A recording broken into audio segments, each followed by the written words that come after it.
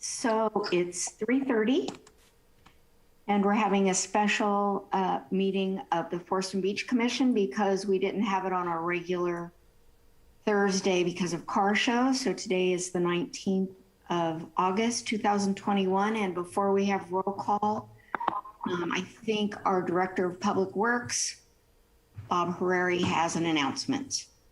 Yes, thank you, Madam Chair. We had a little glitch with our computer system earlier today. So this meeting is available to the public and to commissioners, obviously by Zoom. So all that's normal. In the past, we've had other meetings where you can go into the city website and access the live stream via YouTube. That YouTube connection is not working at this time. So it's still, the meeting can go forward. We did send announcements through Constant Contact as well as on our website that the only way to get to this particular meeting is through Zoom today. So hopefully if people are not calling in and they wanted to, hopefully they get this message one way or the other and they can join the meeting. That's all I got, thanks. Thank you. That being said, we will call the meeting to order and have a roll call.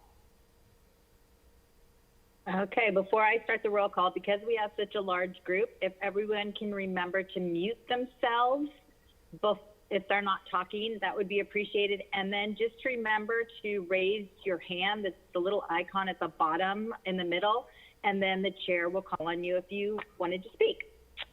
Thank you. Okay, Sarah Burley. Yes. Michael Cadell. Yes. Darlene Mosley. She's muted, but I see her lips moving. J.C. Myers. Here. And Brian Sowers. He is absent. Okay, thank you very much. Harvey Hinman, I wasn't called. I was just calling the roll for the commission members. I'm sorry. That's okay.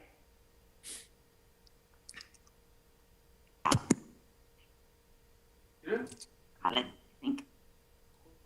They can hear. Can you hear me? No? Yes. Okay, good. All right. I'm sorry. This computer thing just, I'm going back and forth between an agenda over here and a computer that acts differently almost every time I turn it on. So we had a roll call. We'll have public appearances. And anyone from the public, oh, we have to have announcements? No, we have public appearances. Members of the public are entitled to speak on matters of municipal concern, not on the agenda, during public appearances. Each person's comment shall be limited to 3 minutes or as otherwise established by the chair. Matters not appearing on the agenda will not receive action at this meeting, but may be referred to staff for future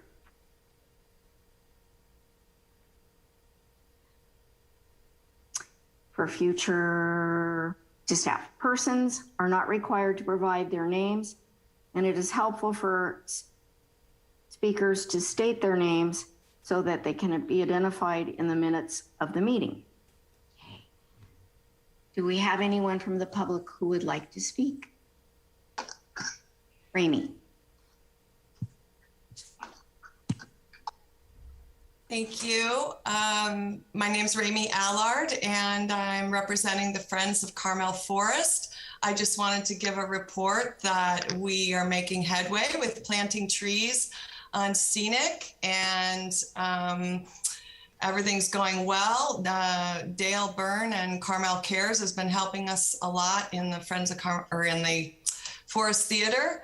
And those trees are doing very well as a result of constant care. And we've been implementing some donuts that sit at the base of the tree. We're trying those down on the sandy area on Scenic. If we have a flat surface, we can use this donut and it seeps water over the course of several days. And Mike Tope with the city has been helping us fill those and watch those. And I had the pleasure to ride around with Sarah and the Gator one day and actually meet some of the public and talk about some of the issues. And we just felt a lot of communication within the last month or so with the city, and it works really good when we're all working as a team. Thank you.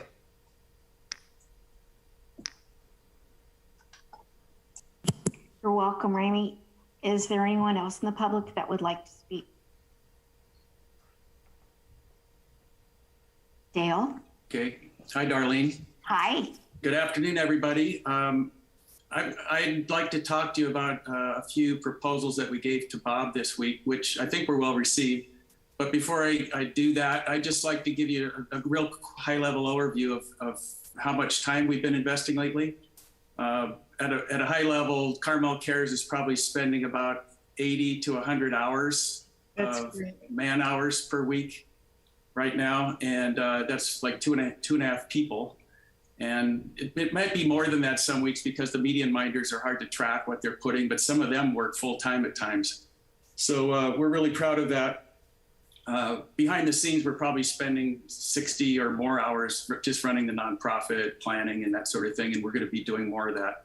There are a couple of my associates on the call, and I think they may want to say something about some of the things they're doing, but I'll let them choose to see if they want to. The three projects that we proposed very quickly, and I'm only bringing this up because it's in your purview. Somebody needs to mute. So one of the things, we're really proud of the work that we've done on Scenic. It's been a big effort, and we really appreciate the city's support on that and your support. And we're going to continue to do that every single week. And Shirley Moon is running an incredibly good operation there. One of the things Shirley and I aren't proud of is the amount of time it takes to clean a beach up with illegal beach fires. And Bob and his team has been working hard as well. A lot of labor gets put into that. Shirley and I have spent a lot of time studying this, and we submitted 3 proposals this week. One of them's pretty easy. I think that's going to be a pretty easy one to approve. There are lots of, in the trash enclosures, there's these little openings about 26 by 14 inches on pretty much all of them, and it's all decayed. It used to be wood, I think, and they're all decayed. It's sort of an embarrassment. So we volunteered to do one of our Carmel Cares wood projects and replace all those and make something really professional. Once those are in, we'd like to put a mindfulness message of sorts. Shirley Moon has studied a lot with trash. She's worked with Agnes a lot to improve the trash situation. And we've joined Keep America Beautiful recently to help make Carmel litter free. But we've designed this sign, low tech, which is very simple, and it basically is a mindfulness message about leaving no trace, and it's in English and Spanish. Clearly, this could be adjusted and tuned to the needs that you guys and other people on the committee that's going to be making the decision. We make these ourselves. It's no cost, and we think something like that would go a long way. It's just reminding people, like, this is our beach, just let's take care of it. The other sign is the signs going down to the beach about beach fires are sort of a mess. There's different messages. We talked to a lot of people. It's very confusing. So we put one together that looks similar to the one that we have, but it's got, we think, a clearer message and less confusing message. But again, this could be adjusted, but we're willing to do this at no cost to the city. We'd like to do it quickly because it's not getting any better. And we'd love to talk to you guys about it, maybe at a future meeting. But that's my message today. Thank you.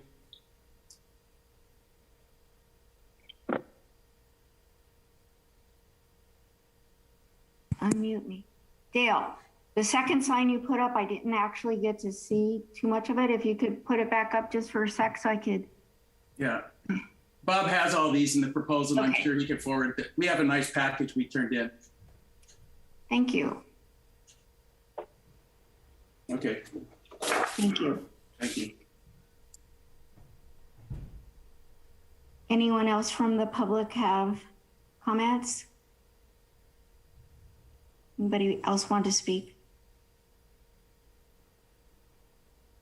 Shirley. I see a hand up. Shirley, I don't see a picture, but I see a hand up.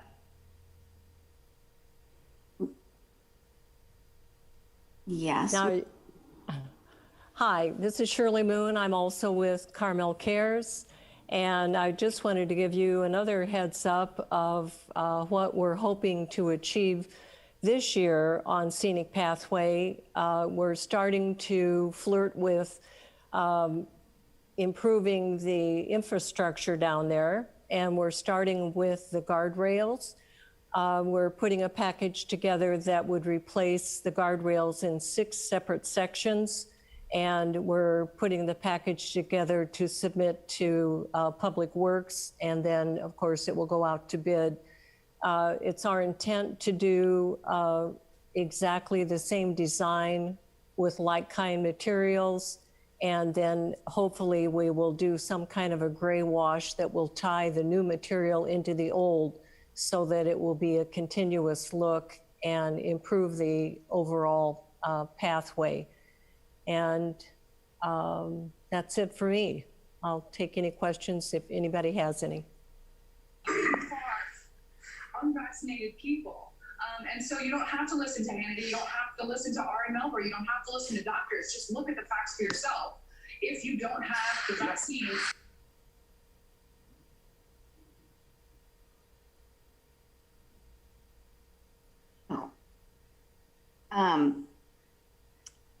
I see another hand up. Janice Breidner, would you like a public appearance? Yes, my name is Janice Bradner, and I'm also part of Carmel Cares. I'm part of the pickup posse that goes into the downtown area to pick up trash. Currently, there's 5 of us, and we've just recently had a couple more sign on. Our goal is really to get up to maybe enough to cover all of the streets, maybe anywhere from 30 to 40 people who can cover all of the streets in the downtown every week. Among the things that we're finding as we go into the downtown is that there's a pretty big problem with cigarette waste. During the first 3 weeks of the month, I have taken it upon myself to walk around town and pick up cigarette butts. And right now the total stands at about 6 pounds of cigarette butts, which equates to anywhere between 13 and 14,000 cigarette butts, and that's in 3 weeks. And I would have to say about 75% of that is retrieved from the gutters and the bushes and sidewalks. Some of it is from the butt stops here at Cannes, but the majority of it is just waste on the ground. We are starting to recycle them, which is great, but that's certainly nothing but a Band-Aid. So we're really looking at our affiliation with Keep America Beautiful to have them help us find ways to message to the people visiting the town how important it is for us to keep the town clean. And part of that is to keep the cigarette butts from landing in the gutters, which then get washed out to sea. So what we would like from you folks, as we go through the journey to become an affiliate for Keep America Beautiful, we would really, really love to have any support that you might give us when we call out and ask for your support. Any questions? No, anybody? Thank you. Questions? Thank you, Janice. Is there anyone else in the public who would like to speak during public appearances?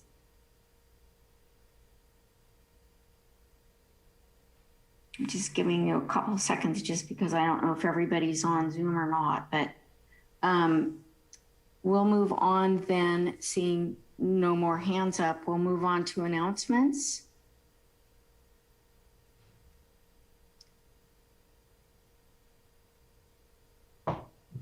And are there any announcements?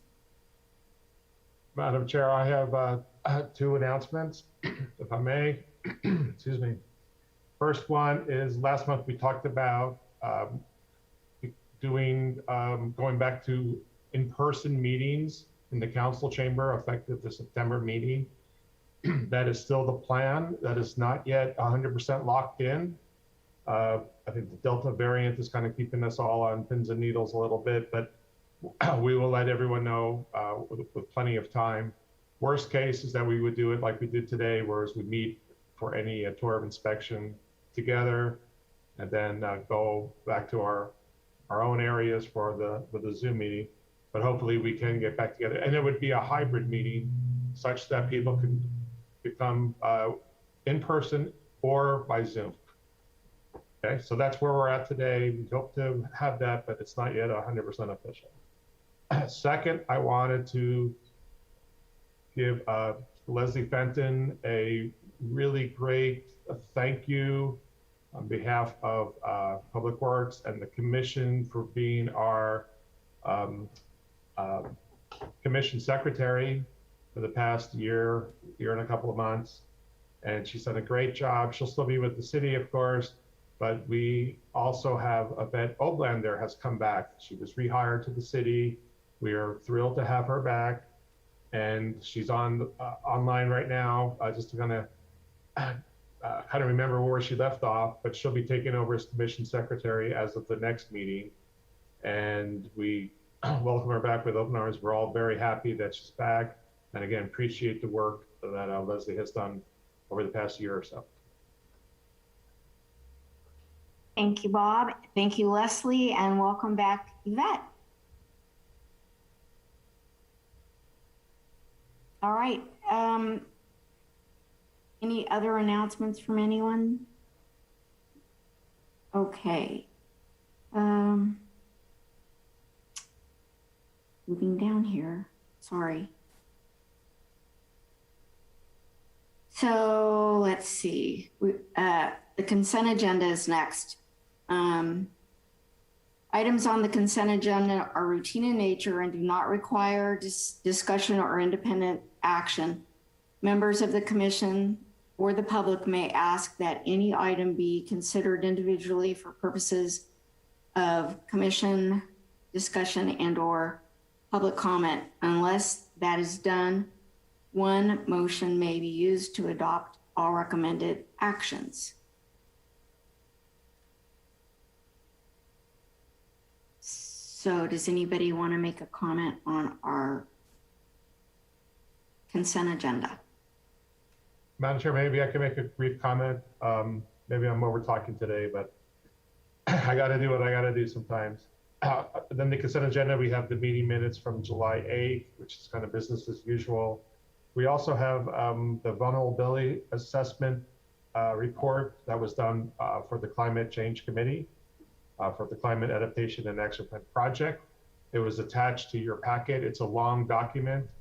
We are decided not to give you a quiz on that document today.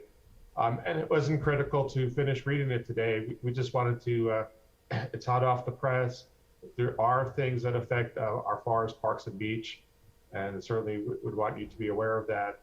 And at a later date, Anya Smartlays, our Environmental Compliance Manager, she'll come back in the fall or maybe winter after they complete the greenhouse gas emissions assessment and a community workshop. So we'll kind of, but part of that presentation would include this vulnerability report. So rather than waiting to the last minute, you got plenty of time to review it if you wish to do so. And with that, I'll be quiet. I'll make a motion that we adopt these recommended actions. I'll second it. Okay, Berlin. Yeah.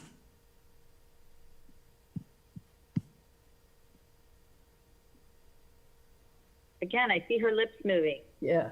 There we go. Michael Cadell, Yes. Darlene Mosley, Yes. J.C. Myers. Yes. Approved, thank you.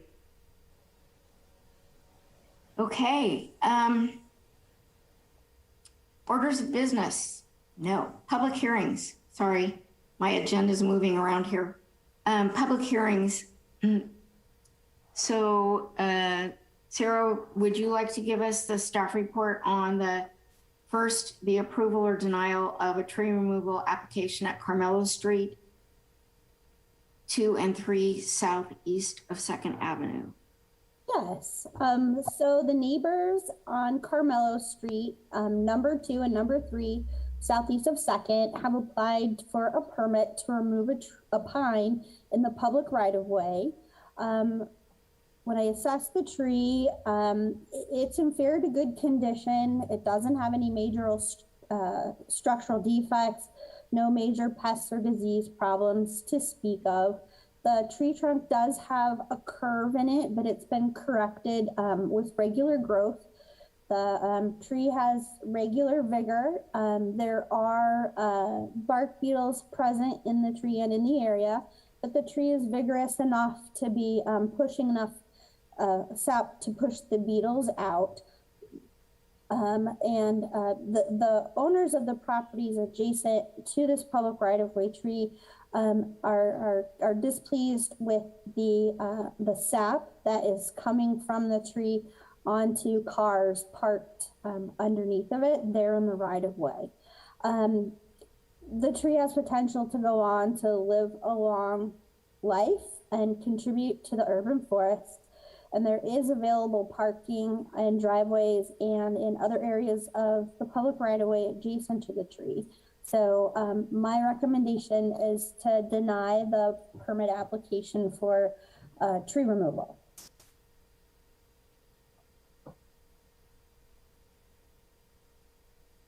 Do you have any questions for me?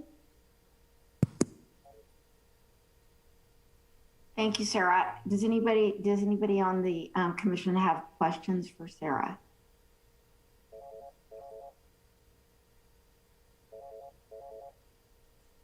I don't see any hands. So does anyone from the public? Oh, JC. Sorry, JC. Sarah, I just wanted to confirm that the overall health of the tree, in your opinion, there really were no issues with this tree? No, nothing majorly concerning, no. Okay, thank you. Madam Chair, you might want to ask the applicants if they would like to speak before the public. Yes. Oh. The applicants. Mike has a question. Okay. Who? I'm sorry. It's okay. Michael. Sarah, I just wondered, is there anything that could be done, a spray or something like that, that would reduce or tend to eliminate the sap? That wouldn't hurt obviously that wouldn't hurt the tree. Not necessarily. The tree could be treated for bark beetles, but the treatments aren't very effective in the Monterey pine. And pines just naturally have pitch that drips from time to time. So it's very common, but there's no real actions we can take to stop it. Okay, thank you.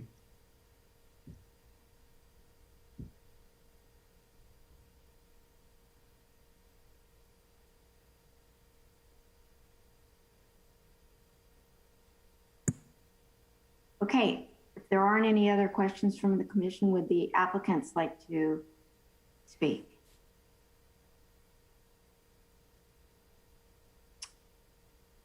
Yes, please, Loretta. Hi, my name's Loretta Nussbacher. I am one of the applicants with my neighbor, Harvey Hinman. So part of the reason that we wanted to do this application was, first of all, as you know, the sap is a problem. It's destroyed the paint on a couple of cars where we have to go and cover them. As far as adjacent parking, well, typical of Carmel, if you have more than one car, you can get one car in your driveway and you are basically forced to park on the street. And every house on this street has cars that park on the street. And we've actually had a problem with a new neighbor on the other side where we started parking on that side, even though we have very little property on this, I guess it's the south side, where we've had to go out with a measuring tape with him to clarify where we could park and where we couldn't park because he was so irate that we were parking in front of his house in his parking space. So that's caused some difficulty with neighbors, which has not been very great for the relationship. Let's put it that way. The other thing that's a problem, there's the pine needles aren't, it isn't just a sap problem, but the needles themselves, I'm sure a lot of you have had this problem if you have a pine tree near your house, that it's done damage to different parts of the house and to some of the foliage as well because of the, I don't even know what it is in the needles, but it's destroyed some of the gutters that we've had to replace. And there's a huge, huge pine tree on Harvey's property right now that is on his property, and it's healthy and it's going to stay there. It's not at least affecting the parking, it's affecting our house, but that's another story. So I would hope that we could get our application approved because it's not a big tree. In my opinion, I wish we had done this and known about this and tried to take it out a few years ago so that we could actually park in front of our house. So that's all I have to say. Thank you very much for your time.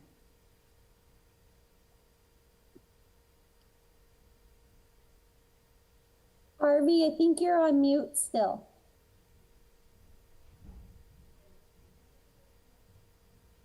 Not yet.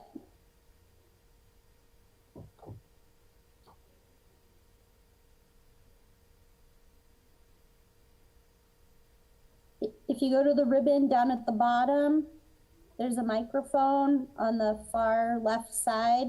Click that and you can unmute yourself.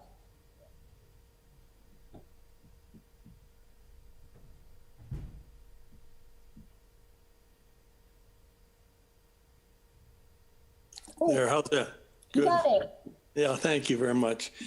We've lived in the house and we've lived with this problem, and we've not complained about it. We're not anxious to have trees taken out that are healthy and well. And as I agree, I don't see any problem with the health of the tree. My wife, who died recently, is a landscape architect, and it was never a tree that she found appealing for our property. It's located on the edge. And you see a lot of other trees that would not have a sap problem would probably be more attractive and fit in better.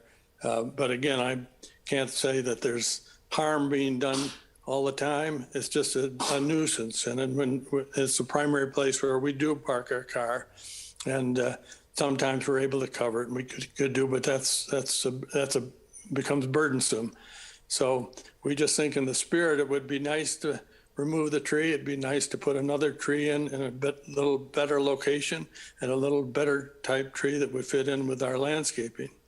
And that's all I can say.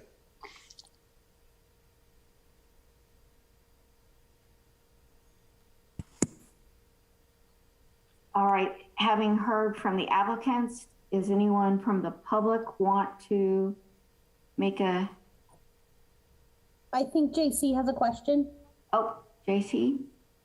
Thanks, Madam Chair. I just had a question for both of the homeowners. Loretta, how long have you lived in this house? Almost 22 years. Okay, thank you. And Harvey, it sounded like you've lived in your house for a little while. Oh, I'm sorry, you're on mute. I can't hear you. He's lived there longer. Longer?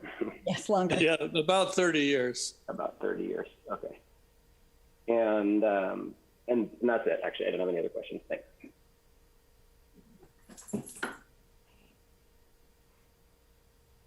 And so does anybody else anybody from the public want to make any comment on this before we bring it back to the commission?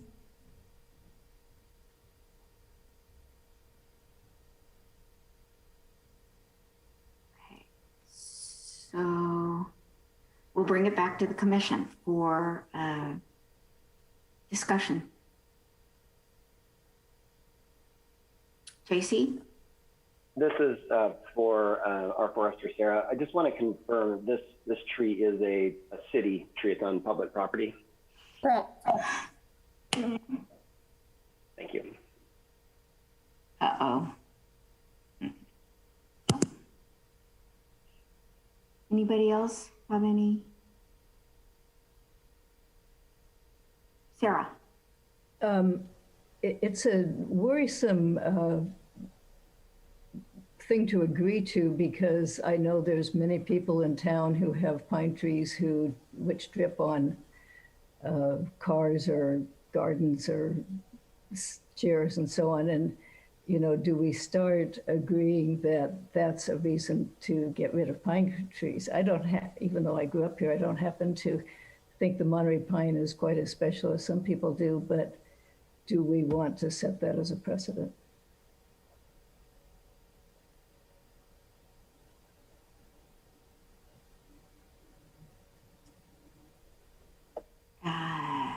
Well, I mean, I can continue in terms of commenting along the lines, Commissioner Sarah. I think when we looked at these homes and this young pine that sits on the public property, at least I took notice of the home to the right with the Audis. They had two vehicles. One was in their driveway and one was parked what looked to be in front of their home. I'm not sure if they can put a car in their garage, but this is Carmel, and we typically have, one car garages if we're lucky, and lots of pines and lots of other trees that are all around us that are constantly dropping all sorts of things on our vehicles. And it seems like it's kind of part of the quirky caricature of our town, and I certainly can't see any logic in taking out a tree just because there's sap falling in someone's car. I can't think that makes any sense to me.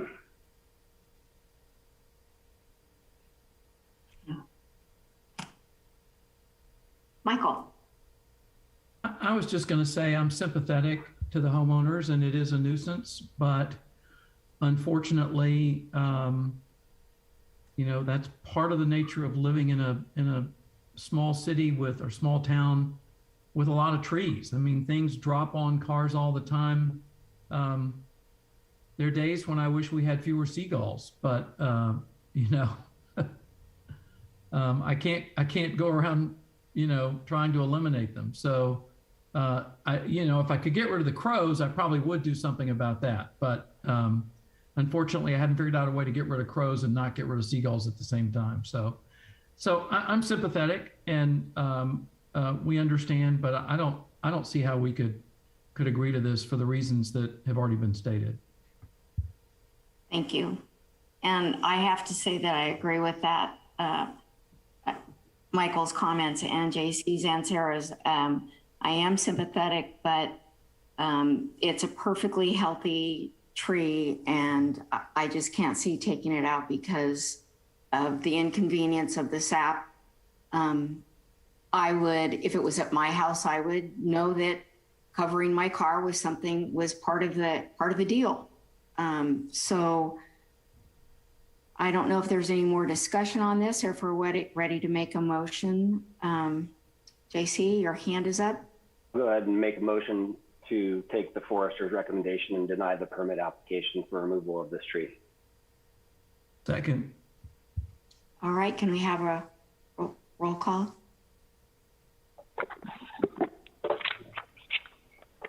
Burling. Cadell. Yes. Myers. Yes. Mosley. Yes. Approved. Thank you. Okay.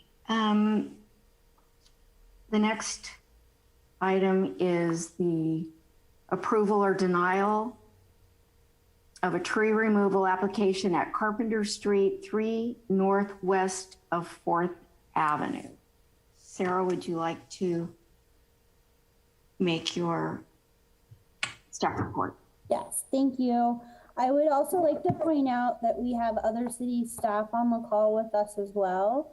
We have Brian Perrick, our city attorney, and Brian Swanson, our director of planning. So they will also be available for questions. So Mr. Ahrens owns Carpenter Street 3 northwest of 4th Avenue, and Ms. Silva owns the property to the north at 4 northwest of 4th Avenue. Mr. Ahrens has applied for a permit to remove one stem of a multi-stemmed oak. The tree originates on Ms. Silva's property, and the stem in question is growing over onto Mr. Ahrens' property. And I will go ahead and share my screen and show you some pictures. here. So this is the view for Mr. Aaron's property, and the stems are numbered 1, 2, 3, and 4. So the stem in question today is number 1. This is the view of the same tree from Ms. Silva's property perspective, and stems 2 and 1 are protruding through the fence, and stem 3 also extends over the fence line. So Mr. Aarons is applying for the permit with 2 concerns. Let's get to a good picture here. 2 concerns, the first being that stem number 1 is directly over the structure and poses a risk to damage the roof of the structure. And concern number 2 is that Mr. Aarons would like to put a second story onto the structure as part of a remodel of a family home that's been in his family for several years. So in order for Mr. Aarons to remove the stem, the law says that we have to issue a permit for that to be lawful. So if we go to section 1748.070B in the municipal code, then the tree would have to meet one of 2 options. One, that it is, the removal would be to protect human health and safety, or that it meets all 4 of the 4 other criteria that are outlined in the staff report. So currently the tree does not prevent 1/3 of the base area allowed for zoning to be added to the site. The tree also does not occupy such an amount that it would be inadequate for at least 1/3 of the base area allowed in zoning to be added. Also, the application for a variance to build the structure in a different way has not yet been applied for. And fourthly, failure to authorize removal of the tree would deprive the owner of all reasonable economic use of the property.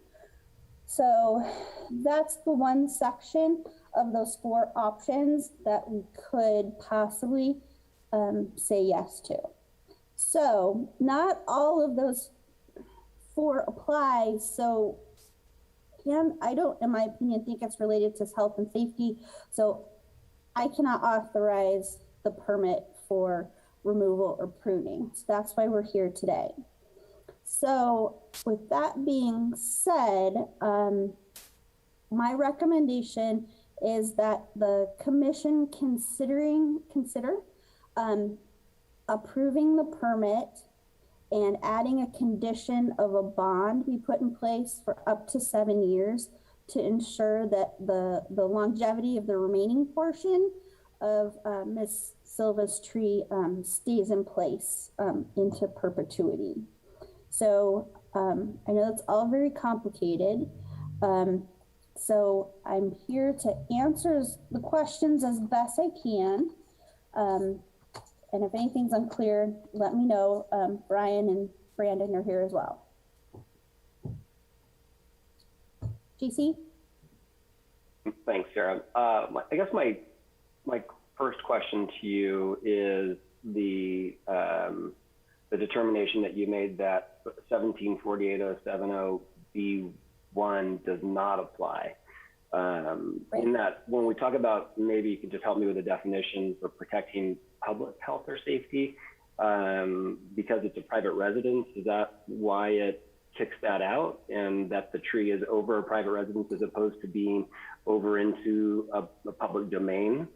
And I just would like a little bit better understanding of your thought process around that determination. Yeah, so I feel that gets kicked out because of the tree's health and condition. So Mr. Aarons has included for your review 2 different reports from his arborist that have the opinion that the tree is a potential risk to the structure and to human health and life.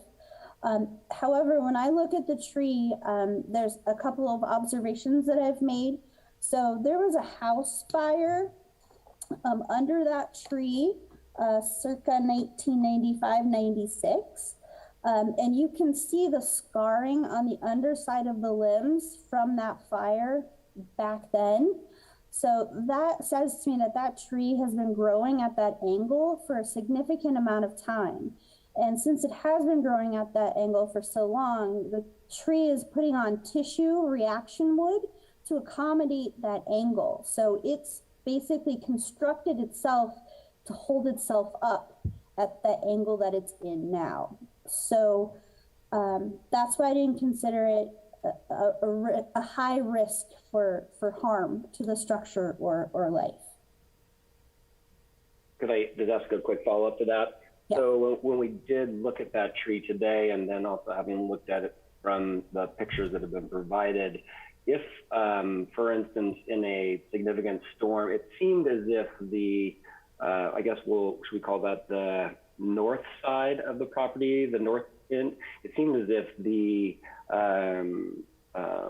significant trunks going off into the north end, those looked a little weaker and less, I guess maybe just looked less healthier. And so I guess my question to you would be, is if in a significant storm there was to be failure on that north side, would that compromise the south side and result in a departure or fall? It could. It depends on the circumstance and the direction of the wind, as well as the integrity of the wood. So the parts of the tree that are on Miss Silva's property does have less healthy foliage and does appear to be less vigorous than the part that extends over onto Mr. Aaron's side of the property line. So I guess my question, does that create balance of that tree, or doesn't really matter? Again, there are too many unseen factors that one would be able to predict which way it would go. If there's construction on the other side of the fence, if there's been any trenching or that sort of thing, if there's been any disturbance to that section of root system, then it would make it more likely to fall towards the south. But I was unable to determine if anything like that is present. Okay, thank you very much.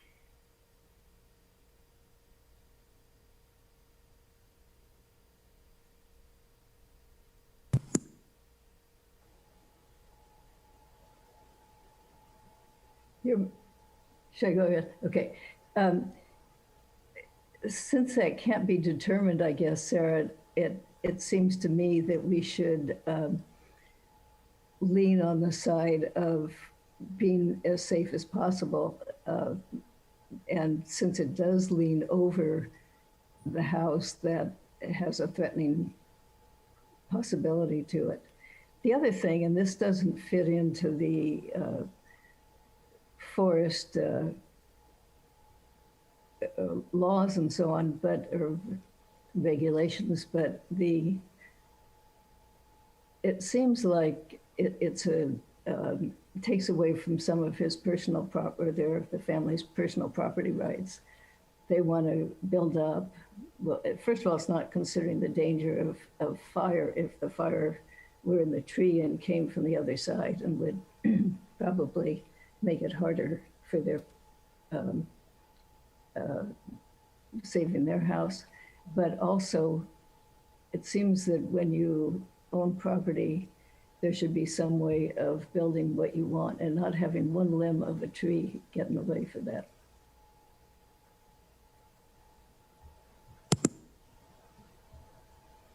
That's it. I don't know if I'm muted or not. Oh, I guess I'm not. Good. So my question is, this says tree removal, but really we're talking about taking out a branch, a huge branch, but a branch of the tree. And so for sure, do you feel that the rest of the tree that's in Miss Silva's property will survive most likely? And your reason for putting the bond there is for the protection of that tree surviving? So the majority of the most vigorous, healthy foliage happens to be on the stems of the multi-stemmed tree that extend over onto Mr. Aaron's property.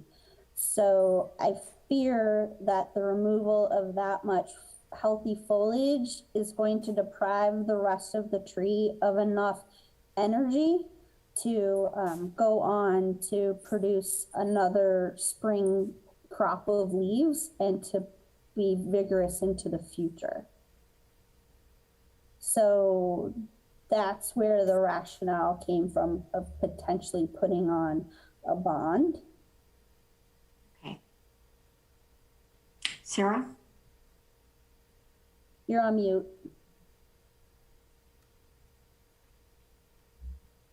How much bond were you thinking of?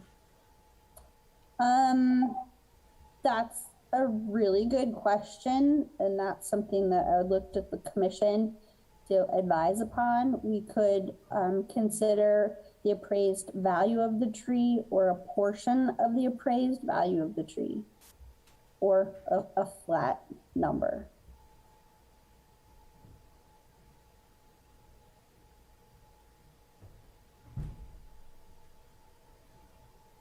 Michael, did you have a comment? I can't hear. Yeah, I was just going to ask, what is the appraised value of the tree? We have not put an appraised value on the tree at this point. We were able to gain access to Ms. Silva's property for visual inspection. So we would need to access the property again to do a more thorough inspection of the tree to determine the appraised value. Okay. Okay. Anything else from the commission? If not, are the applicants here and have want to make comment? Yes. Paul.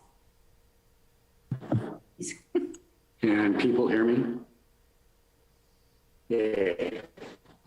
Okay, so I submitted a personal statement that kind of summarized the way I understand things.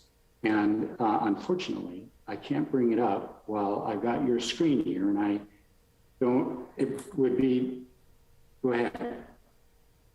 Sarah? You have an idea of how I can reduce the screen? I can pull it up for you. Just give me a couple moments.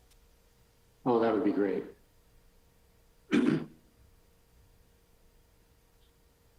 If you don't mind, I'm going to presume that you all haven't read it.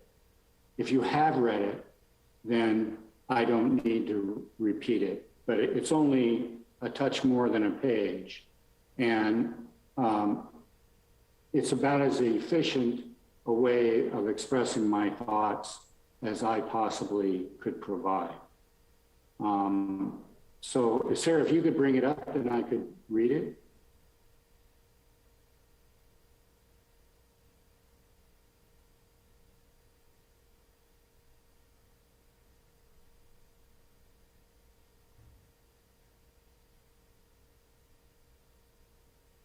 You see it? Almost. There we are. There we are. So the summary that I have here is the city staff has recommended providing a permit. City staff has recommended providing a permit for the limbs removal due to section 1748 70B2. And of course, I hope you will do that. The forester has also found removal of the limb is not required due to B1, which is to protect public health and safety. And we disagree with that for obvious reasons, and we elaborate below briefly. The forester has further suggested that we could put up a bond for up to 7 years as assurance that the remainder of the tree will stay in good health. We hope the commission will not apply this condition for the simple reason that the tree emanates from our neighbor's property, where I have no control over its future care or cultivation. Under these conditions, requiring me to put up a bond would really be simply punitive.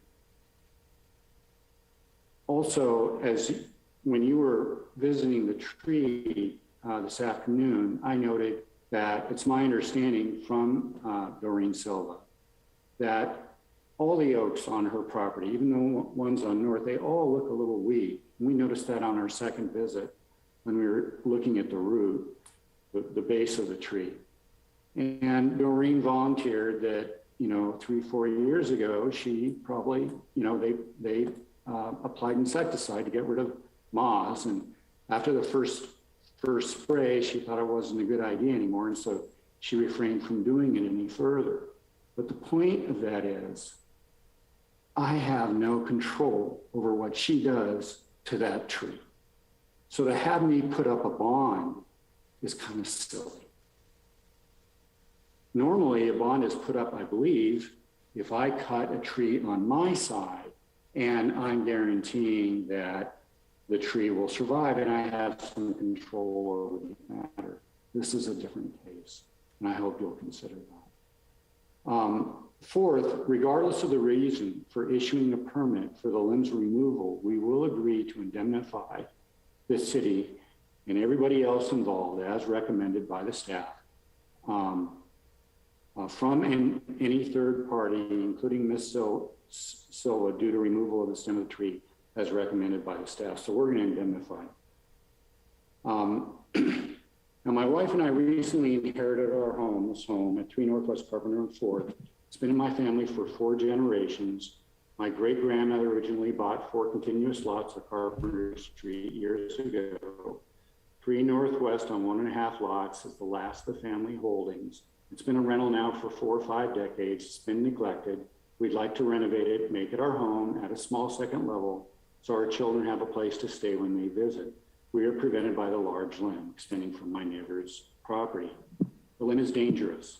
It's a long, can I get this to go up a little bit? Sarah, can you lift this a little bit? Thank you. The limb is dangerous. It's a big, long stem, heavily weighted at the end at a 45-degree angle from the vertical directly over our roof. Even if we weren't going to build a second story, we'd have to have it removed because it's become over the years simply a hazard to life. All you have to do is look at it to see the danger it presents. I quote Brian Jacobson, a certified arborist and qualified tree risk assessor, who used to be a member of your commission. His assessment and follow-on addendum you possess. I quote a short section.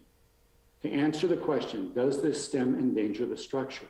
The answer is yes, given the large mass at the end of this long branch that protrudes at a low angle. The stem would not be a significant concern if its lean were 15 degrees or less from vertical, rather than the 45 degrees that it shows. In most situations where there is an immovable target, such as a dwelling, there would be no question whether it was appropriate to remove a large mature tree, in this case limb, that leans over the dwelling at a 45-degree angle. Further, upon closer inspection, the addendum report that Brian provides that's in your possession, we've also found the limb is suboptimally connected at its base, which supplies less support. It's a V support instead of a saddle support, and saddle support gives more tension and strength. And a V connection means that it's just much more apt to break off, and if it breaks off, it's going to break off there. Further, upon closer inspection, we also found the limb is suboptimally connected at its base, which supplies less support for the very heavy mass that's developed. It can be pruned at our property line, and the tree will likely survive, if not thrive, with more light. If the commission finds the permit can be issued for section 1748-70B2, then the assessments of risk to public health and safety are mute and don't matter. We get the same end. If not, however, it becomes very relevant. So we're lodging our protest and asking the commission to issue a permit for the limbs removal due to section 1748-70B1, B2, both or either. In any case, as a condition of the permit, we will agree to indemnify. Thank you. Just look at the tree. You looked at the tree. How can anybody say it's not a danger? That's my only thought. Thank you.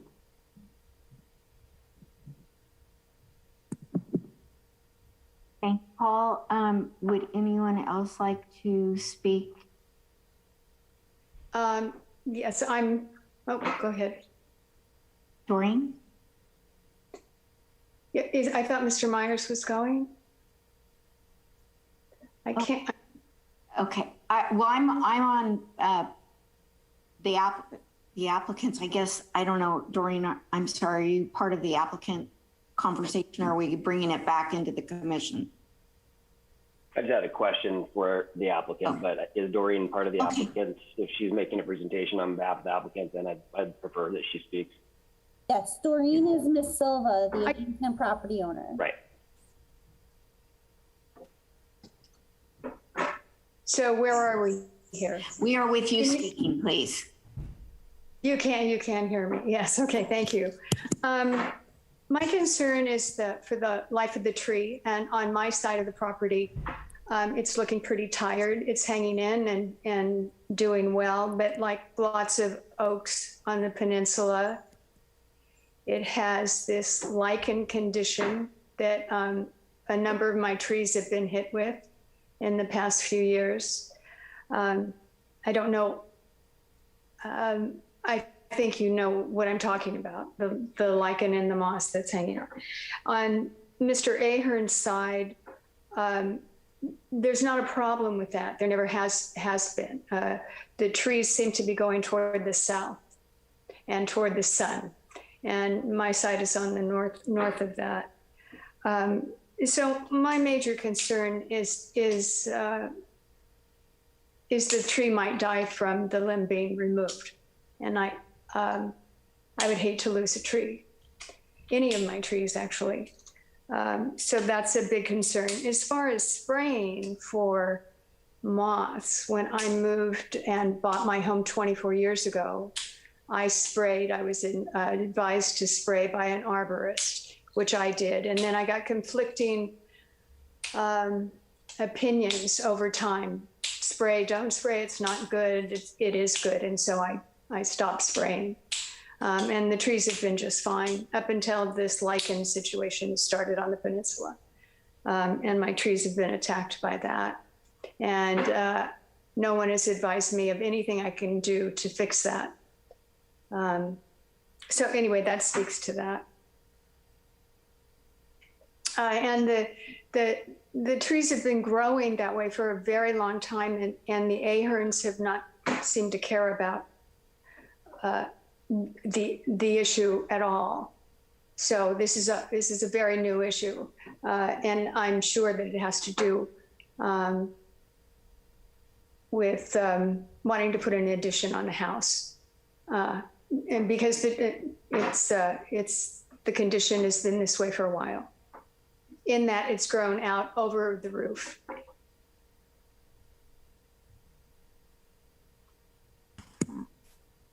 Yes.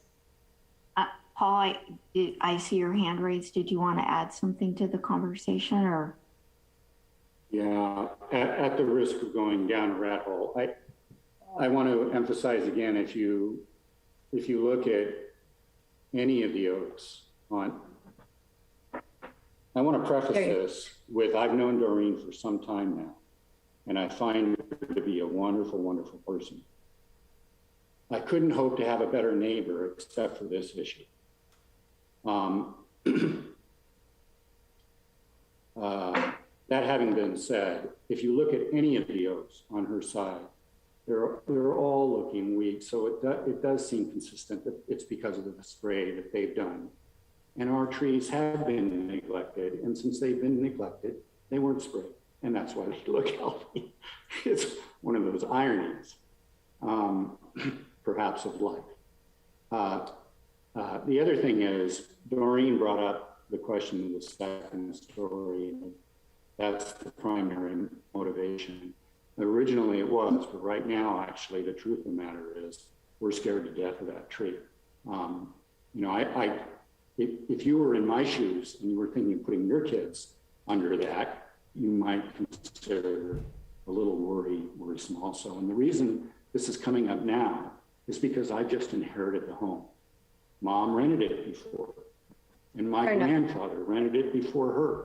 So that's why this is coming up now. It's all natural, normal, no nefariousness. That's all.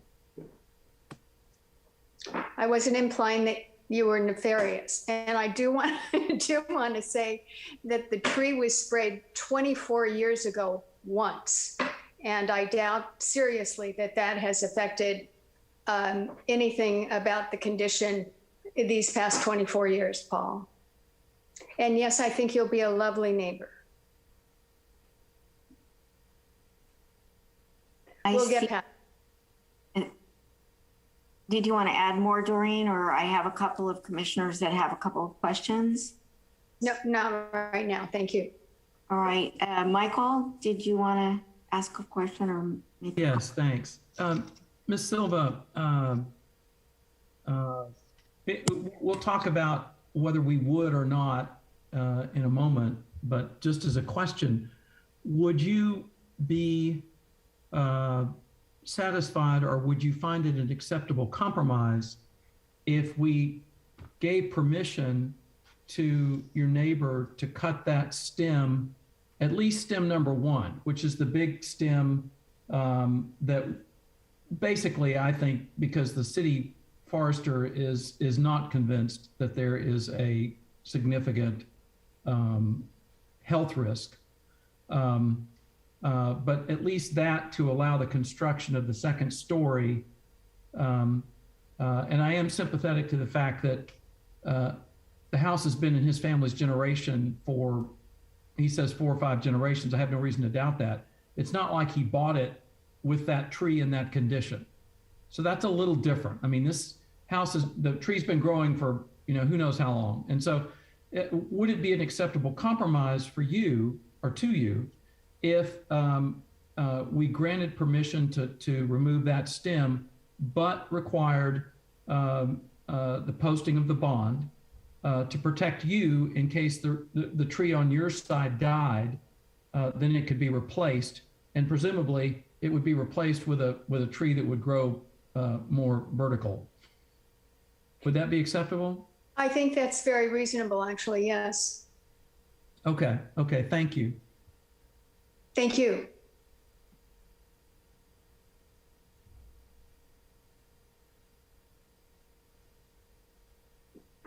Thanks.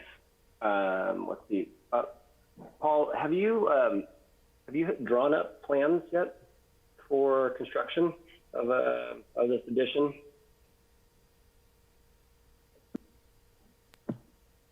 So below me on my screen is Brett Brinkwitz. He's my architect. He's waving his hand. Yes, we went all the way through the preliminary site analysis. And there's only one Marnie I know in this world. And so I presume Marnie Waffle is the one who attended that. So we haven't started construction, but we've started the planning process. And it was when the PSA was coming up that I was looking at the house and going, uh-oh, we've got a tree over that roof. And that's how this whole thing started. And so you haven't, I'm sorry, just for clarification, you haven't submitted plans to the city with a specific request to have this limb removed so that you could build a second story? Or you haven't submitted any plans at all? We don't know if it's a total tear down and a complete reconstruction. I mean, is that the case? There's nothing been submitted? No, I think they know more of that. Maybe perhaps Brett could address this better than I could. Or if I may interrupt for just a second, maybe Marnie is in the meeting. Marnie, if you could identify what the status of their submittals are for design, and then we can talk to the architect. So the applicant has submitted an application, which is step 1 of the process for a track 2 design study. And that's the preliminary site assessment that Mr. Ahrens referred to. So we've completed that step. The next step in the process is for him to finalize his design and submit the track 2 design study application. So we haven't received that application yet. but throughout the preliminary site assessment, the scope of the project as described to us is a second story addition, not a demolition and reconstruction. Thank you.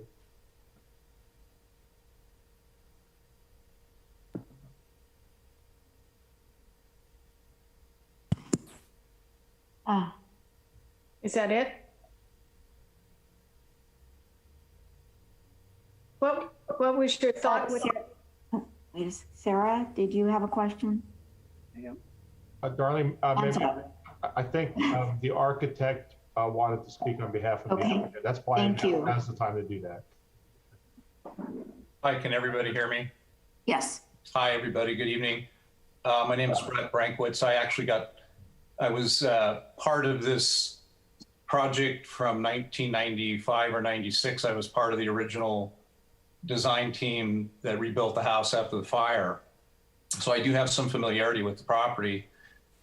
We do have schematic plans at this stage for a very small upper floor addition and a remodel of the existing house. As Paul said, it's been a rental for many years.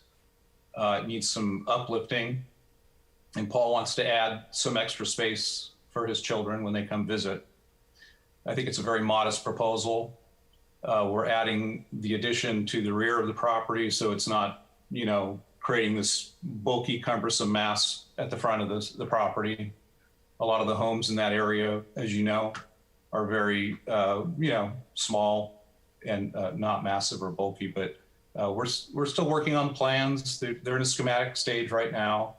And we felt like this was an important thing to talk about to get approval for this limb removal before we kind of went any further. Appreciate it. Thank you. May I ask a question of the architect, please? I believe the intent is for the upstairs addition to have 2 bedrooms and a bathroom.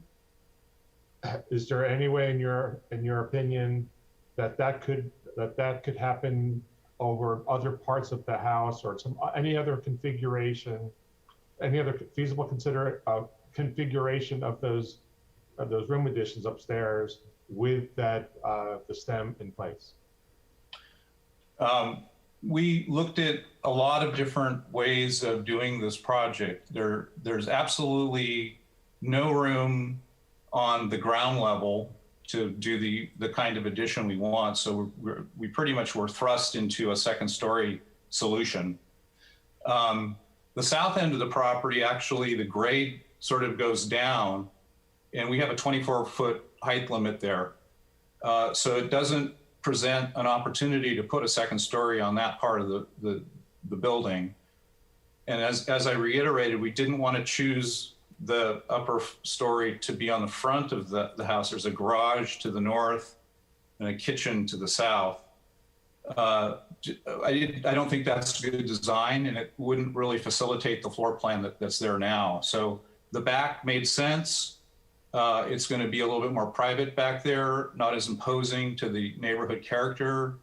The only issue we're having now is this limb, and as Paul reiterated, we're scared to death of this thing. After looking at it a little bit more closely, it's a safety issue, in my opinion. Thank you.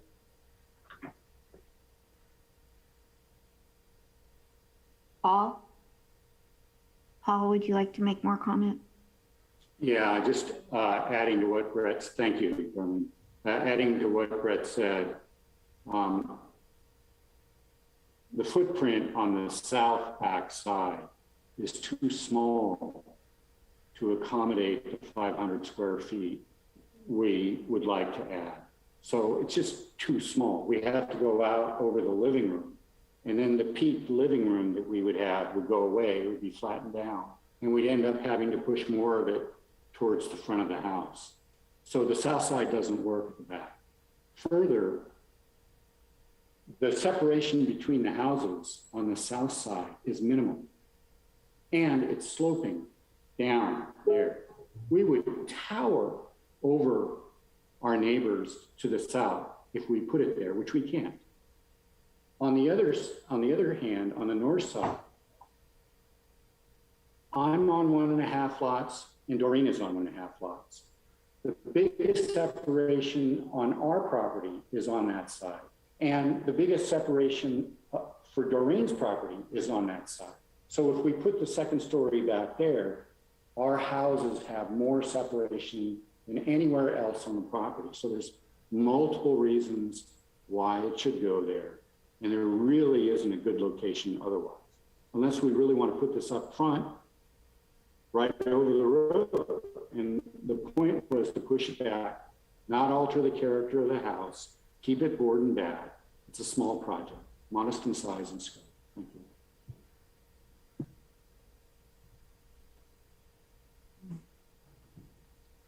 Any other comments, or Doreen, would you like to? Yeah, I disagree with that a bit. My property, the front of my property faces south. So it directly faces Paul's property, where all the activity is. So the front door faces south, the upstairs window faces south, all the kitchen faces south, all the activity is south. And when this addition goes up, it will be like a wall in front of where I live most of my life in this house. So, because on top of the fence will be this new addition, which will look down directly onto my property and my patio into all of my living spaces. So it's a very big addition, whereas if it was on the backside of Mr. Ahern's property, I don't think it would encroach on the privacy of other neighbors quite as much as it will encroach on my privacy. Yes, Mr. Harvey, is it Harvey? Harari. Harari, sorry about that. It's my eyesight. It's been pronounced much worse. I have two comments. One is, during the design review process, Ms. Silva will have plenty of opportunities to comment on the building mass and the color and the size, or all those kind of things. So this is not really the forum for that. And second, I'm going to suggest that the chair go back to the normal protocol of you've asked for the public, or you've asked for the applicant's comments, which they have. I believe they've answered some of the questions from the commission.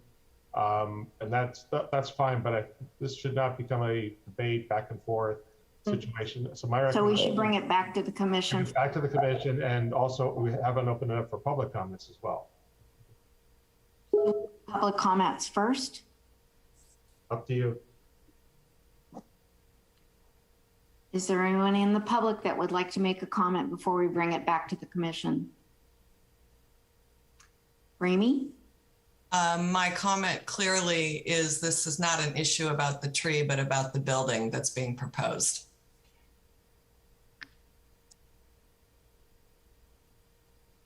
Anyone else from the public? Then we will bring it back to the commission for discussion.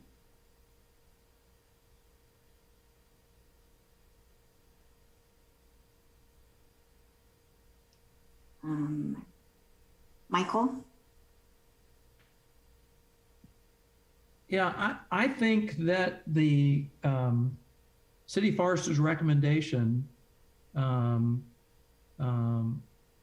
is about right. I get that. Again, I'm sympathetic to someone who, and I'm reminded of Ms. Overett and the eucalyptus trees, which I voted against allowing her to remove, and city council overruled us.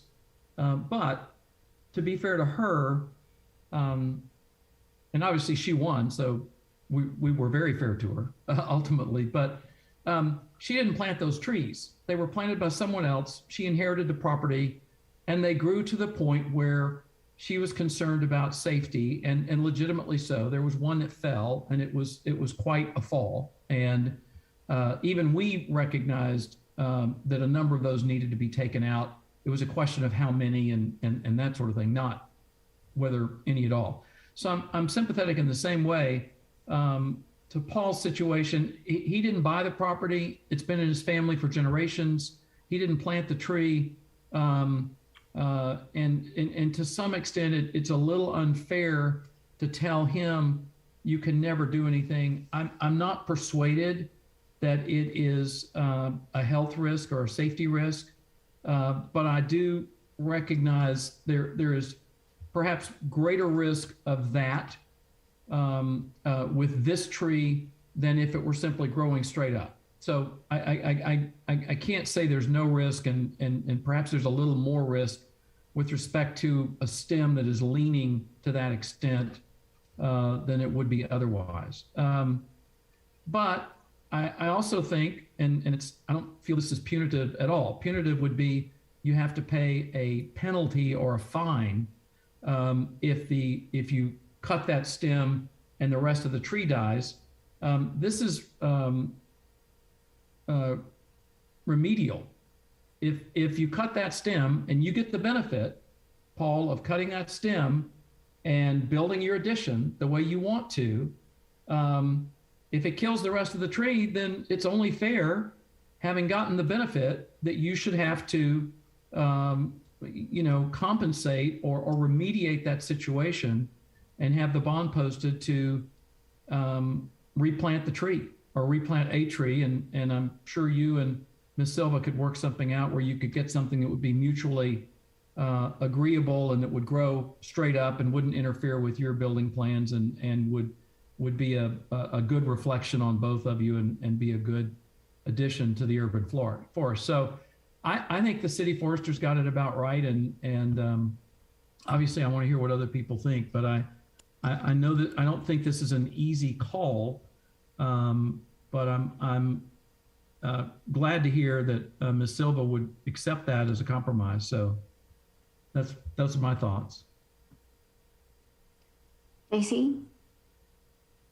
Yeah, Mike, I appreciated you asking the question of Ms. Silva in terms of her willingness to compromise, considering the fact that she expressed concern about the tree dying and that she cares about the trees on her property, as she should. She has a number of really beautiful oaks, and we love our trees, right? So, so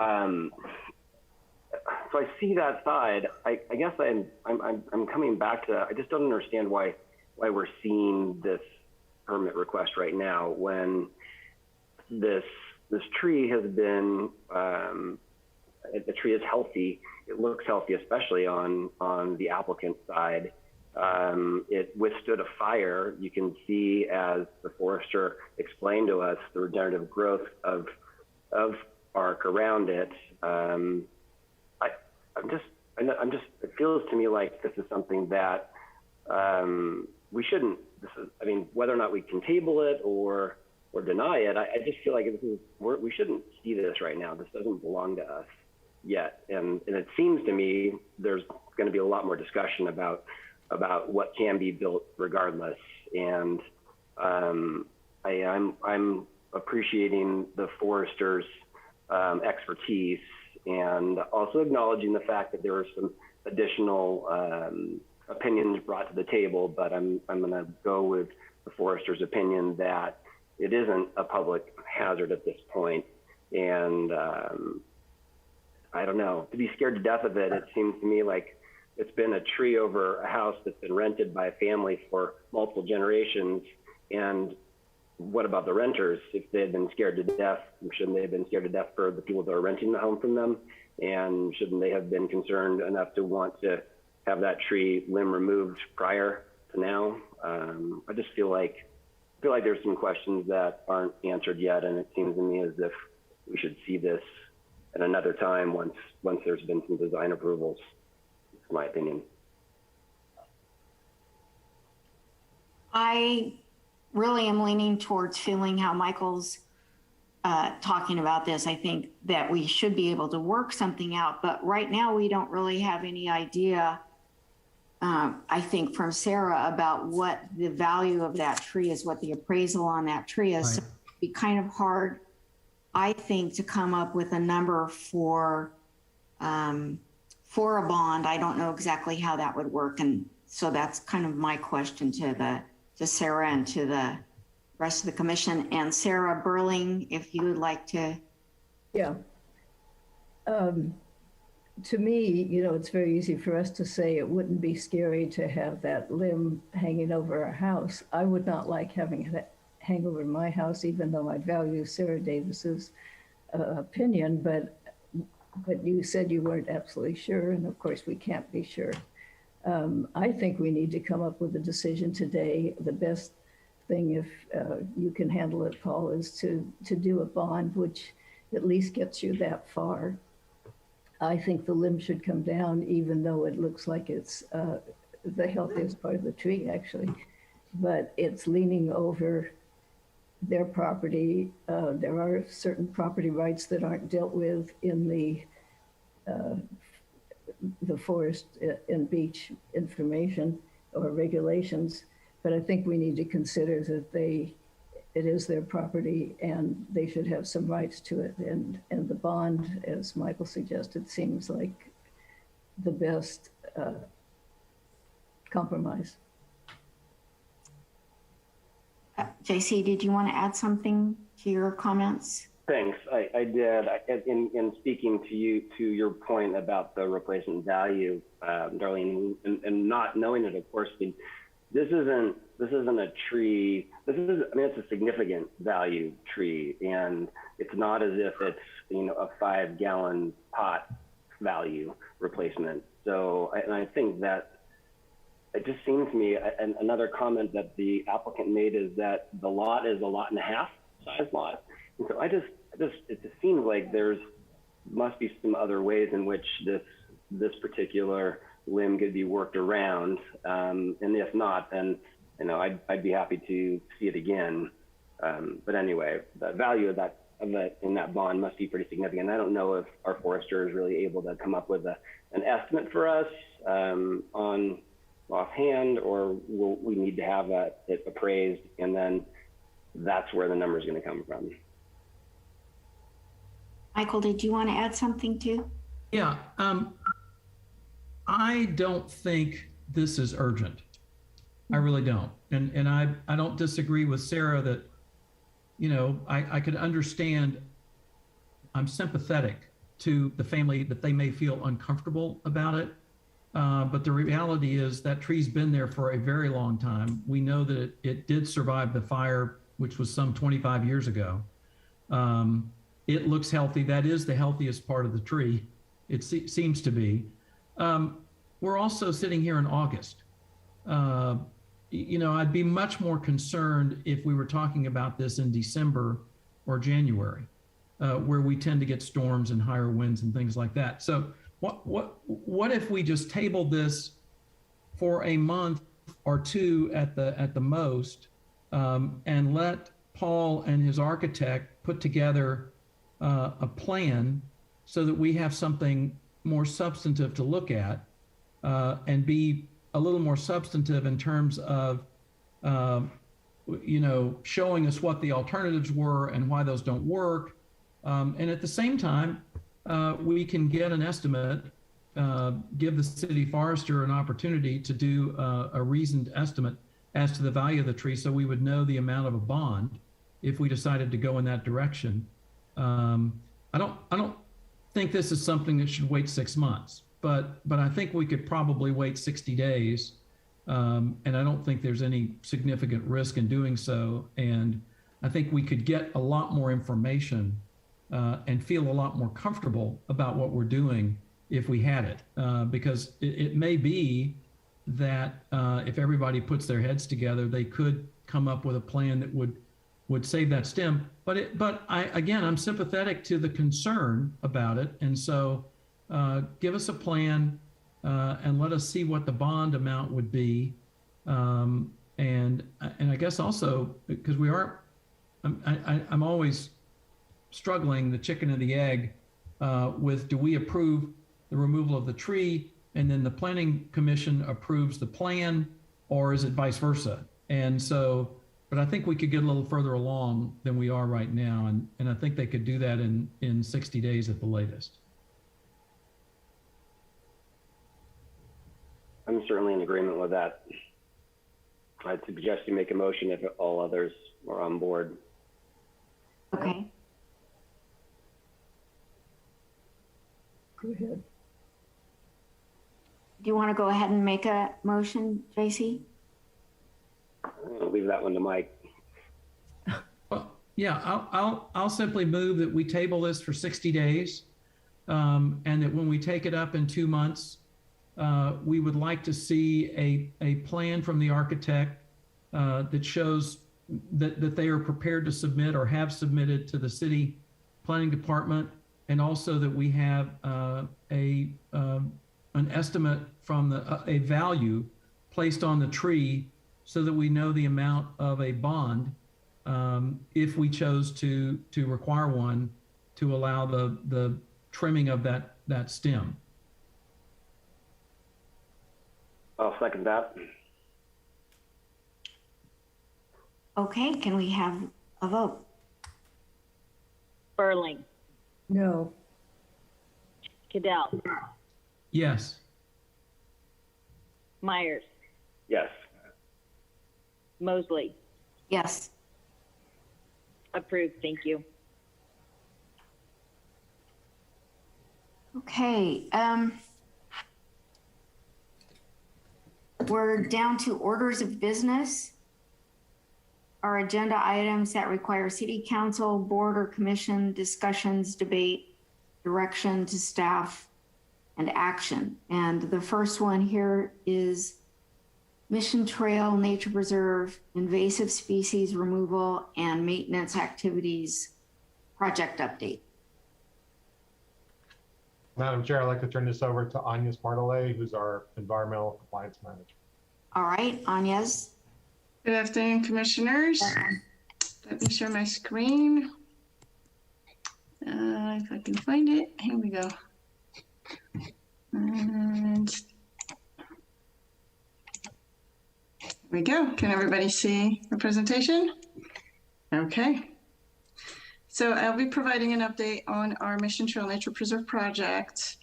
There has been quite a bit happening over the past few years. So a little bit of background on the Mission Trail Nature Preserve. The map on the right shows the extent of the preserve. It's located in the southeast end of the city. It actually borders the county on the east side. You can see the main entrance to the Mission Trail on the south side it goes along Rio Road, and Mountain View is up at the north end of the preserve. So it was established as a natural parkland for passive recreation in 1979 by City Council. It is designated as an environmentally sensitive habitat area. It is home to 3 special status species, the Yaden's rain orchid, Hickman's onion, and the dusky-footed wood rat. In 2016, we had a baseline biological assessment completed. And that same year, Public Works applied for and received a 5-year coastal development permit to conduct regular maintenance activities, including road clearance, tree removals, mowing, and trail maintenance, as well as implementation of the habitat restoration actions that are recommended in the baseline biological assessment. So I am here to provide an update on the progress to date on those activities. There has been quite a bit of work done, and we really couldn't have done it without the Friends of Mission Trail Nature Preserve. They are a critical partner in this effort. So actions that have been either started or completed include invasive tree removals, invasive brush, ivy, and fire fuel removal. We've conducted trail maintenance and repair, Martin Meadow mowing, that's an actual annual activity, installation of trail signage, installation of dual trash and recycling containers, and completion of a stream stability study. So we'll go into a little bit more details about all these activities. First, tree removals. That has been a significant effort over the past few years. We have removed a large number, almost all the invasive eucalyptus trees in the preserve, with the exception of one that is potentially on private property, so that's why we haven't touched it, but otherwise virtually all the invasive eucalyptus are gone, as well as quite a few acacia trees. So the photos here on the left is from the Flanders Mansion, looking out towards Point Lobos, and that's before removal. So you can see lots of eucalyptus trees in the view. Photo on the right is the same view, but after removal of the trees. So you can see a significant number of trees has been removed. Another view from Flanders Mansion, again on the left side, you can see large eucalyptus trees in the middle of the preserve are present. Actually, even on the left side there, you can see some acacia trees also. And then on the right is the same view, but with the after removal of the eucalyptus trees, and actually those acacias are gone as well. And then we've worked closely with the Friends on fire fuel and ivy removal. They have done quite a bit of work on that in that area. So the map at the bottom here shows sort of a breakdown of the preserve by fire fuel removal plot. And most of the north side of the preserve has already been cleared of fire fuels and ivy, as well as a few plots on the east side of the preserve. So a lot of progress done there. Here is the fire fuel removal in photos. Again, that's the Friends. So the way that we're working with the Friends is typically they will do volunteer projects to cut down fire fuel and brush, and then Public Works actually goes and picks up the piles. So it's one of the areas. This is another, shows another area of ivy removal. On the left side is a photo of Loyola Grove. If any of you go regularly to Mission Trail, that is a grove of redwoods located sort of in the middle of the park. And if you remember, that area used to be covered in ivy, and now it's mostly clear of it. There's another photo of ivy removal along Sarah Trail on the right side here. Another big effort has been trail repair and maintenance. So the photos here on the right show some of the issues that we've had with trails at Mission Trails. We have some off-roading issues with, especially with off-road biking. And the problem with those off-road bike, bikeways is that they tend to become worse during winter time. And that photo on the right shows how, runoff together with off-roading, off-biking, off-trail biking pathways creates those runoff erosion areas.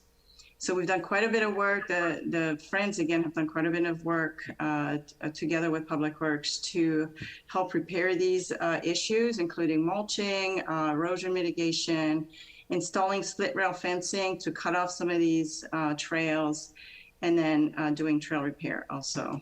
So here's some of the photos of the work that's been done. You can see on the left side, jute netting that is placed to help hold the ground until vegetation grows back. And that same area on the right, you start seeing it with some vegetation starting to grow, and then also split rail fencing was installed so that bikes couldn't go down the steep slope anymore. Some more trail maintenance and repair. We had on that photo on the left, we had a couple of spots where there were, some erosion.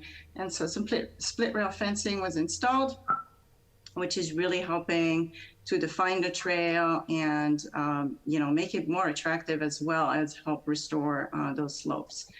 And then another area where more split rail fencing has been installed. This is showing the restoration of the Doolittle Trail. There's actually been quite a bit of work done at the Doolittle Trail.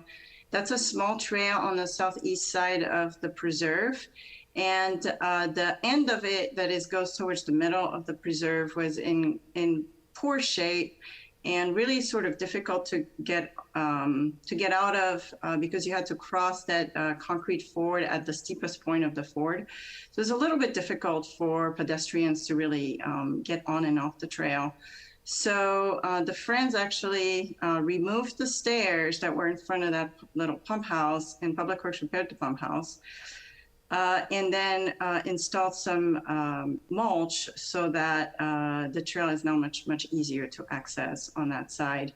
You can see also we installed a little no biking sign to help reduce the erosion from bikes.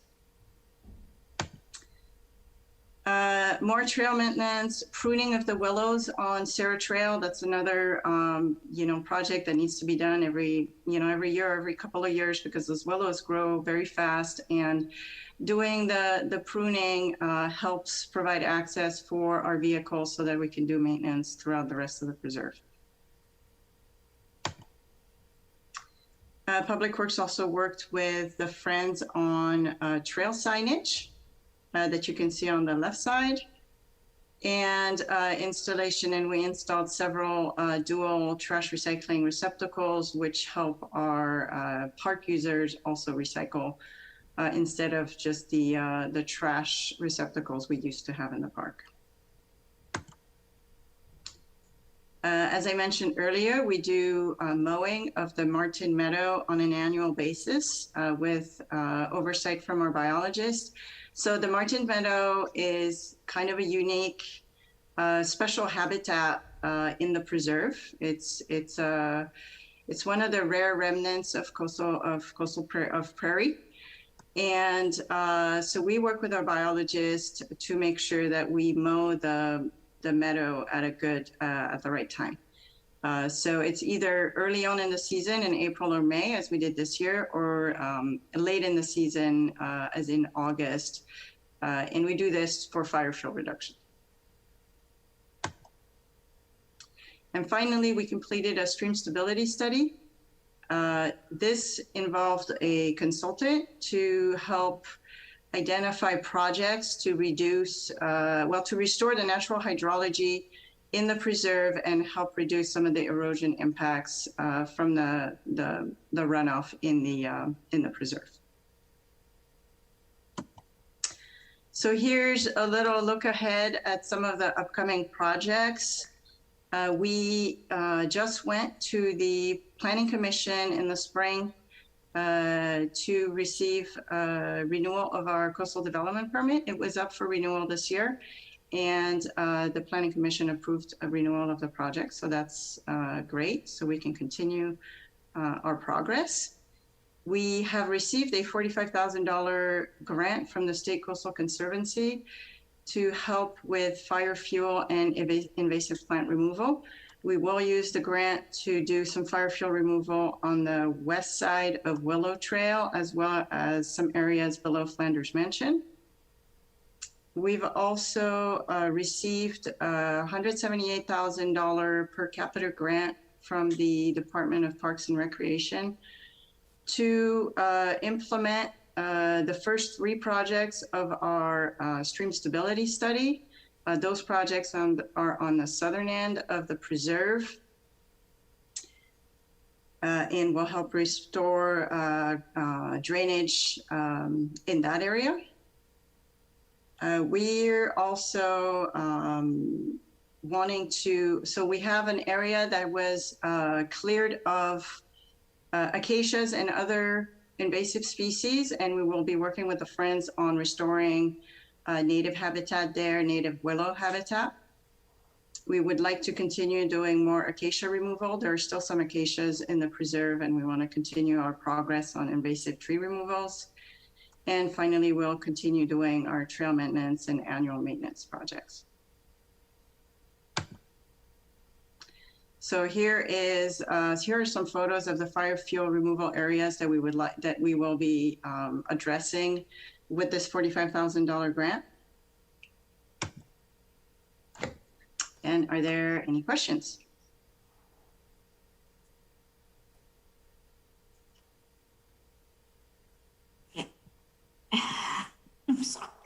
JC. Yeah, JC. Sorry, I'm having a hard time with my mouse catching that little hand up in time. So, yes, this is a really comprehensive report. Thank you so much for sharing this with us. It blows my mind that just how, when you can put a plan together, the amazing things that can get accomplished. So congratulations to you guys for what you're doing. I just had only question I had. It repeated itself in the habitat management zone priority and projects. I did note on a number of different times that there was comments about perhaps some cypress being taken out. And I'm just curious how the decision-making process along the cypress specifically goes. And then just another little side question. I also noted that there was a removal of a dead redwood. And I guess I'm just kind of curious as to why. I understand fire fuel, but it seems like a dead redwood is one of those kind of more iconic things that, like, laying on the ground, it's kind of fun to go sit on and see. So just those are my two questions. Yeah, so on the cypress, I don't believe we've taken any cypress trees out. I know the baseline biological assessment does identify them as not being native to that particular area. And I think Sarah maybe has something to say about that. But we haven't actually done any cypress removals as of yet, partly because they are native to other parts of the region. And also they're not reproducing as quickly as acacias and eucalyptus are reproducing. So they don't seem to be as much of an issue in terms of taking over the landscape and really modifying the habitat. Sarah, did you want to mention something? Yeah, the cypress that we took out were in the native plant garden, and it was almost all the way dead. And the redwood that came out that was dead, we took it away so that we could mill it into wood to make benches. Yes, and our standard, so the redwood that was dead was actually still standing, so potentially more of a threat. The other thing is any trees that are felled, we tend, especially the pine trees, we do leave those trunks in the either standing or laying down for habitat purposes.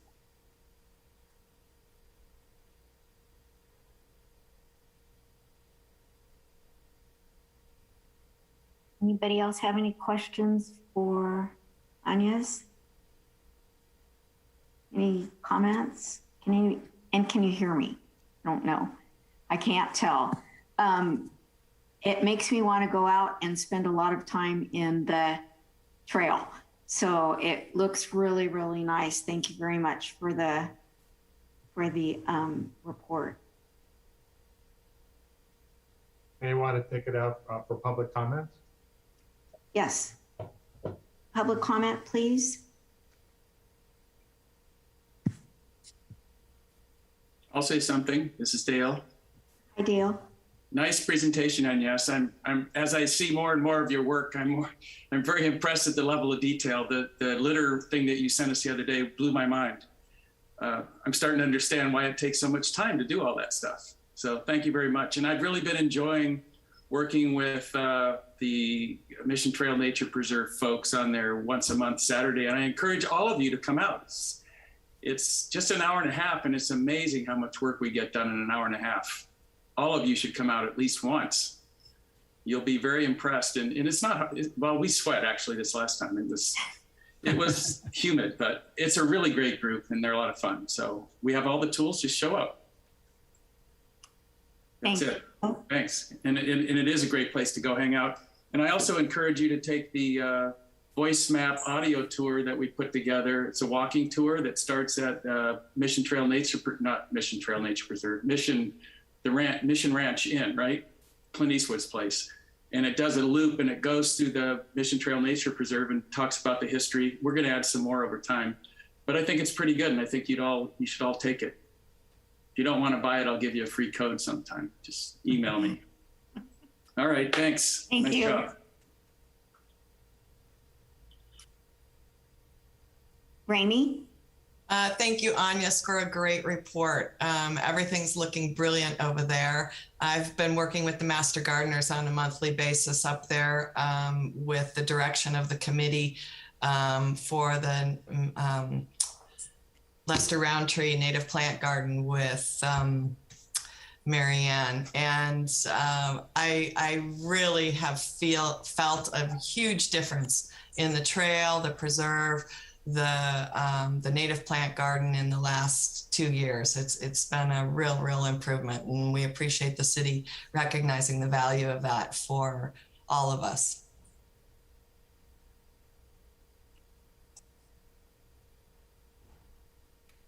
All right, thank you very much for your presentation, Agnes, and thank you all for your comments. Does anybody else have anything they want to add to that before we go on to our next agenda item? All right, our next agenda item is an update from the Ad Hoc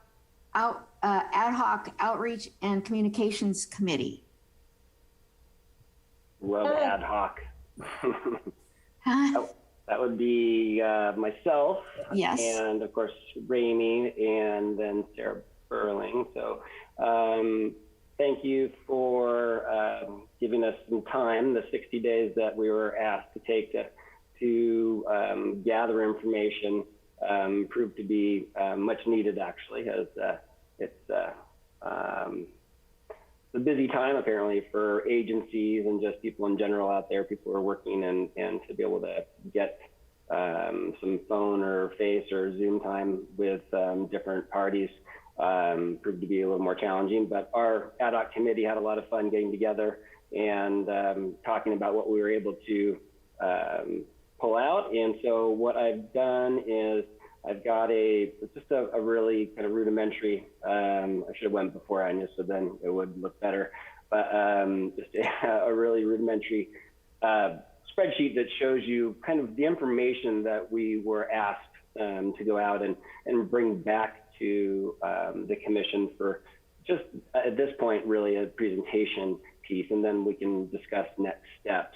I'm gonna share my screen and show you this, and then what I'd like to do is talk to the specific vendors as how they're identified here, and Sarah and Rainey both will chip in. So hang on, let me see here, get to share my screen. Got a lot of stuff going on. Let's go with this one. Okay, the hold control. Oh, I have to say share.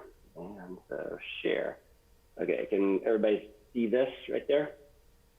Does that fit on everybody's screen? Is that a yes? Okay, that's great. So, so here's a list, and this is in no particular order. It just kind of ended up being how information was coming in. And the way it's set up is by first identifying who it is that we're speaking to, and then where and if they provided, if they're an agency per se, they provided a total project estimate, if there was any kind of monthly retainers or kind of monthly, I guess, maintenance. Here, this was really what we talked about in terms of coming up with a brand identity before we really launch. So how we're going to identify ourselves as a Forest and Beach Commission that is charged with communicating to our residents and our visitors. Looking at Facebook and Instagram design, essentially putting it together, and then what that hosting would look like here, where we actually were able to get some information from folks. The website design itself, sorry, I need to move this little thing over here. Is that going, can you guys see that? Is that in your way? Like the whole, no? Okay, that's probably just on my screen. The website design, where we saw some different costs come in, then website hosting, and it looks like maybe this doesn't fit on the screen. If not, whoa, get over there, stop that. There, nope, still not there. Let me see what I can do with this. Okay. Oh my gosh. We can see website hosting. Again, and then can you see the print piece where it says print? The only thing we don't see is the end of the print column. Got it, thanks. So print media, and then miscellaneous was one where we just were kind of given like an hourly kind of rate what things would cost us to kind of work with someone. So, you know, when just kind of top line before we go into some summaries, if there is any organization here, the simplest way would put it would be that as you look at the very bottom, the last four vendor pieces, the Carmel High School Art Department, Carmel High School Environmental Club, GoDaddy is a kind of really an inexpensive tool to set up websites, and then Wix happened to be another pretty intuitive similar tool to GoDaddy that I had read an article in the New York Times about, and kind of led me to a place where it showed me a number of different sites that all, you know, offer these templates and really an inexpensive way to execute. So with that in mind, what I'd like to do is tell you guys a little bit about each of these folks. And so sorry, I have to kind of write something up and then kind of, there we go. Nope, we don't want that. I don't need that in my screen. Oh, here. The summary. So, you know, as I've talked about really this whole project and what we're attempting to do, I just want to just remind everybody that the duties and the responsibilities of the commission, right from the Carmel-by-the-Sea Commissioner and Board Member Handbook under Forest and Beach Commission, Subsection 4, it says to provide publicity in regard to the health of the urban forest, including the public information program concerning care of forest resources, as well as cooperation with school programs on conservation and the like. So just kind of keeping that in mind as like, what are we trying to do here? Hey, where am I? Why are we even doing this? What's the whole idea? Okay, so as I said, this ad hoc committee got together. We were asked to go out and bring back some information, bring back some general kind of cost guidelines. And so I'm going to tell you about Monterey Bay design first. So really, thanks to Dale and some time I spent with Carmel Cares, he led me to Deborah, who runs Monterey Bay Design. She put together a very good proposal.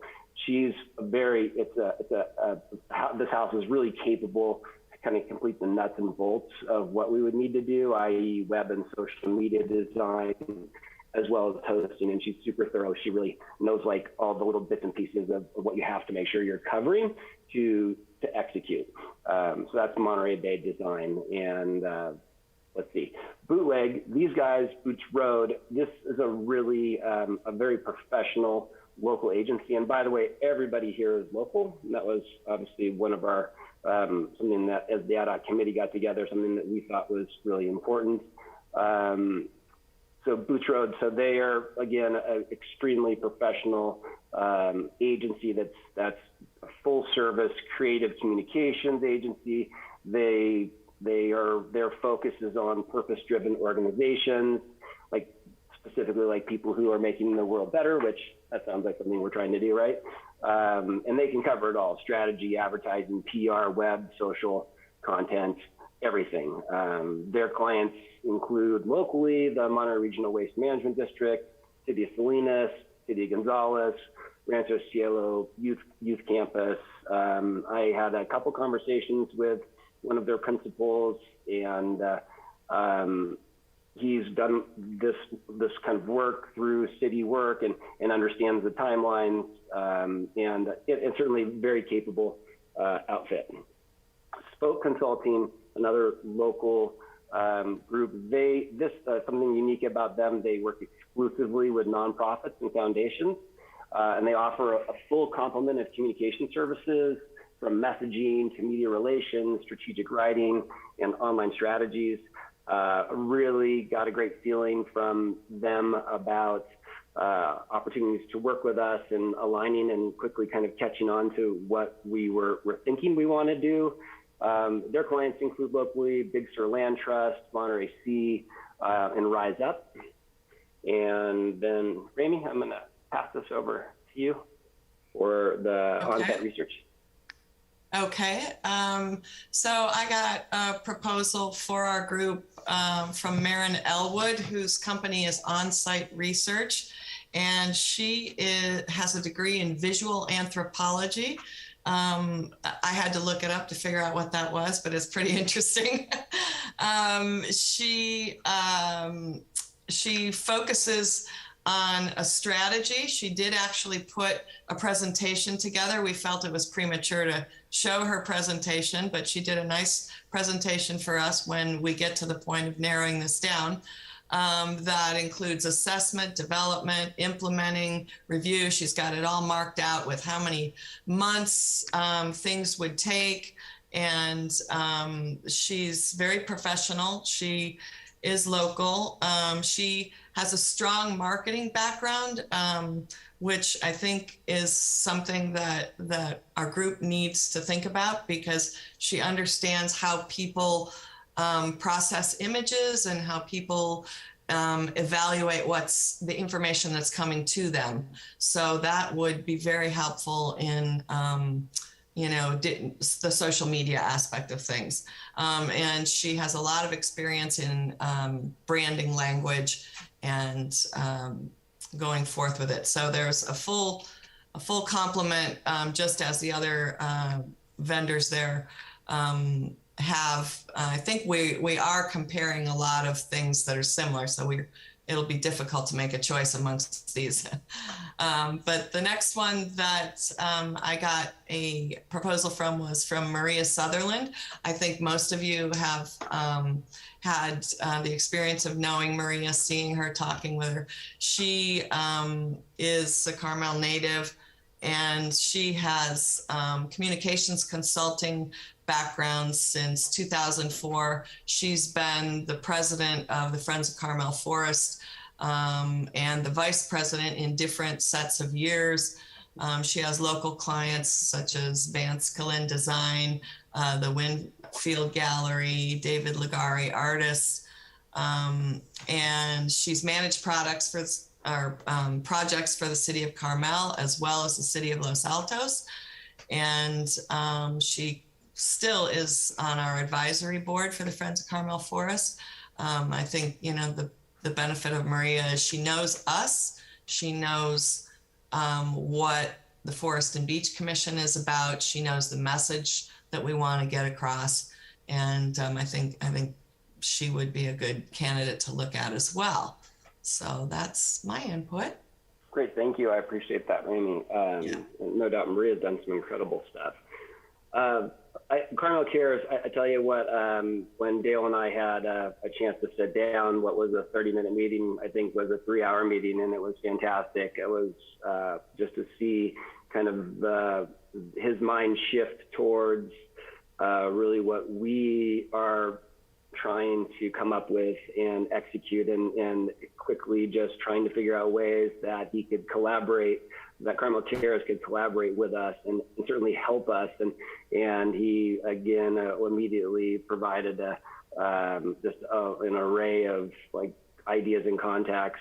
So, I mean, we're all aware of the amazing work that they're up to in our city. And I think that we can look to Carmel Cares for really as much support as we might need, and it sure seems like they want to be at our side. We shift to, and I'll get back to the Pinecone. I just basically had Pinecone rate to run ads, right? So for the nonprofits, and give you guys some ideas of what that looks like on a per ad basis.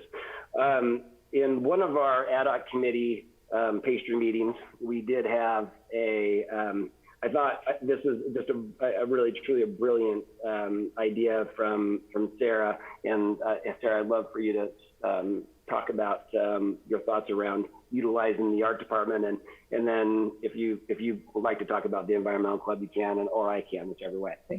Okay. Well, we were talking about getting some kind of logo that would fit for Forest and Beach, and although I will say that Rainey had a neat little one that she'd done just on a piece of scratch paper kind of. But anyway, it occurred to me that Carmel High Art Department might be a great place to give them this challenge. Whether there's any kind of reward at the end, we could decide on that after, or whether we wanted to change it every few years to let someone new do it.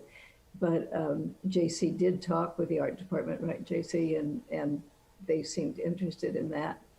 They also have something that we didn't have when I was in Carmel High, but anyway, an environmental club, which you were thinking JC would have similar interests, and maybe, I don't think it's defined yet what kind of contribution they could bring or what kind of association we would have with them. But yeah, a really neat group. Their goal, and of course they have Mr. MB as their advisor, and he runs all of the kind of environmental classes at Carmel High. But the club's goal itself is raising awareness about the state of the environment and inspiring others to interact with the natural world more effectively. Really kind of in line with what we're thinking about, what we want to try to do. What I thought was really neat about them and could be a really fun way to integrate their kind of tech savvy kind of stuff into what we're doing is they record 1-minute videos every other week regarding ways to integrate more sustainable practices into daily routines, which are in the CHS video bulletin. And actually, they're already connected to the Carmel Climate Change and Action Committee, doing some stuff with them. And I just think that going back to part of our duties and responsibilities, cooperation with school programs on conservation and the like, it just seems like it sets itself up perfectly.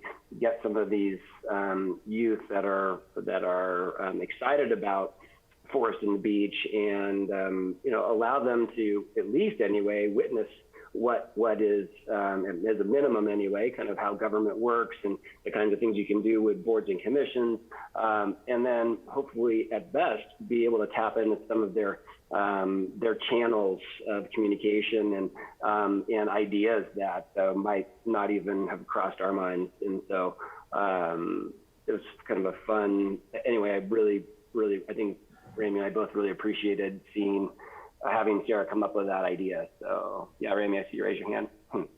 Yeah, the other thing I think that is a great idea, including the high school students, is nobody knows how to handle social media better than the high school students. They are amazing. We have a 22-year-old daughter who teaches us stuff every day. So if we want to get our word out quickly to the young people that are coming to Carmel, engage the high school students. I agree 100%. And so Forrest, and just like to bring this and wrap this up here, but just to kind of keep this commission kind of on the same train here of what kinds of things are you talking about educating our residents and our visitors with? I don't know, Forrester, Sarah, did you come up with a couple sound bites that you'd be willing to kind of, as an example, share that the kinds of things we might in a month be working that's our message for the month or two? Yeah, so the first one that comes to my mind is mulch. For some reason around here, everybody rakes up all of the leaf litter just to bare ground. And if we had mulch on the soil, the moisture would stay in the soil and the trees would have more available moisture. So could we use the month of March and do Mulch Madness, kind of a play on March Madness, that sort of thing. And then transitioning into the dry months, how do we educate people about watering, but not watering too much? It's appropriate to water your pines, but it's not appropriate to water your oaks. So, how to be water wise, that sort of thing. So I think there's kind of some key messages that we could put out there that could be evergreen and reusable, but still be bite-sized and catchy and kind of fun to engage with. I love it. So for next steps then, and hopefully some sign on with the commission, I would like that in our next agenda, our ad hoc committee can come back to you with what we consider to be the best foot forward here and how we should go to this and take this on and with in mind of really a no later than a January 2022 launch. And I would love it to be sooner if it could be, but I do recognize challenges of not just, you know, us meeting only on a monthly basis, but also having spoken with these agencies and folks and realizing how busy they are, how difficult, or how we're going to be able to weave our way into their schedules. So if with that, I'm happy to take any questions from anyone. I love Sarah's alliteration on March Madness and water wiseness, or whatever it is, water wise. That's very catchy, and I think it would get a lot of people's attention just because it's catchy. Put a cute picture with it and we're ready to go. I like it. Other comments from the commission?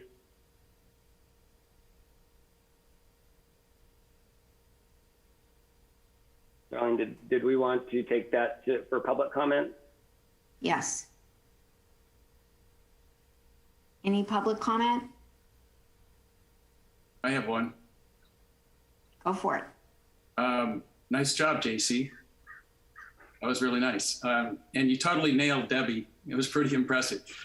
That was her personality. You totally accurately presented it. She also does a CRA website, by the way, for Darlene probably knows. So a couple things. First, we've been dabbling with doing the short videos. So if you go to our Facebook page, and we just did Instagram for the first day today, you'll see that I think they're pretty effective. So you can learn from what we're doing.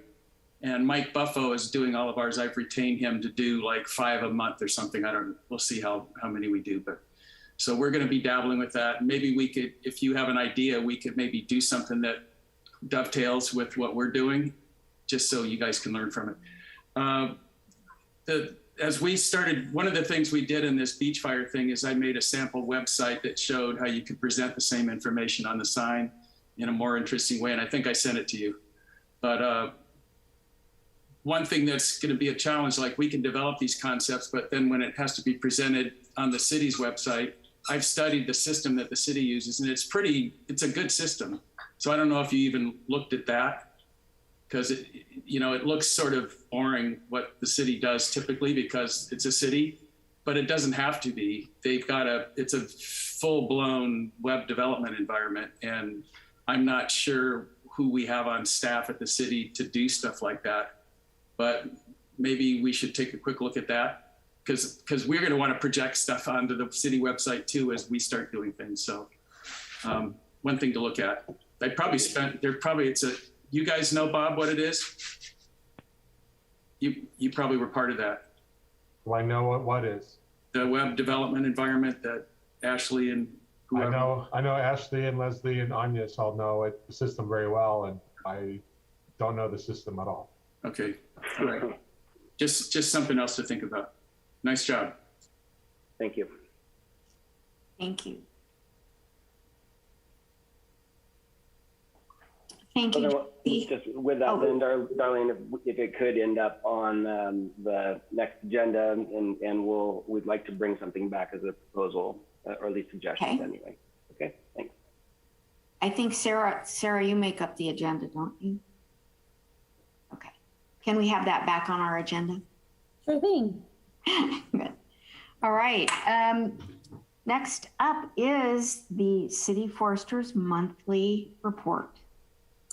All righty. Let me pull up my notes here. Thank you to the Friends of the Forest for planting 3 new cypress on Scenic Pathway. So far, we've been keeping an eye on those and watering them.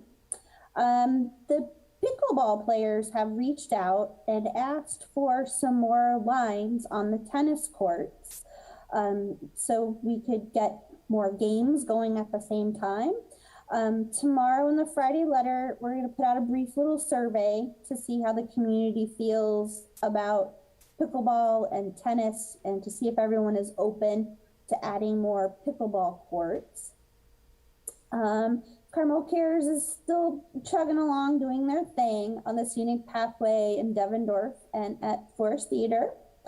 I did issue 2 stop work orders in the month of July, more to come in August. One was for an excavation within 6 feet of a public right-of-way tree, and another one was for removing 2 small public right-of-way trees without a permit, and also doing work without an approved building permit. So we stopped those, and we will most likely hear at least the second of the removal of the right-of-way trees, probably next month. We did issue a citation with the help of the police department for an unpermitted tree removal. The tree was applied to be removed, but we hadn't approved the permit yet, and it got cut down. So they got a citation. Carmel Cares brought out the kids from the youth center some more to do some work picking weeds and that sort of thing at Devondale Park, and some cleanup at the beach. And Carmel Cares also put out the median minder signs. So if you drive around town and you see a little median with a sign on it, stop, and you can see who's adopted it or if it's up for adoption. So check those out. We had an internal chainsaw safety class. We've started to work on draft updates to the city tree code to make that a little more current and have some more teeth, so we don't have so much confusion when things like today's hearings come up. Let me share my screen real quick. There. All right. So I pour over these tables every month, and I've realized something about permitted removals and plantings, required plantings, is they move. So to make these ratios look better, I took out 20 small trees that were in one permit in February. It was just for basically a patch of acacia that had sprouted up. So I took those out of February, so it looks a little bit better now. So when we issue a permit in 1 month and we put the required planting in the same month, we might have a back and forth negotiation with that applicant. So we might have permitted the removal of 2 trees, but they decided, well, we'll just take out 1 and we'll prune the other one and see how it does. Or we might require them to plant 1 tree, but when we go check on it, they planted 2 trees. So the numbers will fluctuate and kind of wave over time. So I apologize if the month-to-month comparison isn't always exactly precise, but that's what's happening. So then I also figured out that this removal permits number wasn't always represented across the years in the same way. So I had been tracking the number of permits that were applied for and not necessarily the permitted removals. So that's why this is going to look different as well. So far, year to date in 2021, 79 trees have been permitted to be removed and the required replantings. So our replanting percentage is getting back up closer to percentages in years past. And you will start tracking the number of applications that we've processed so far year to date. So as of today, we're up to, I believe it was 134 applications in the queue. So hopefully moving forward, those numbers will be much more accurate.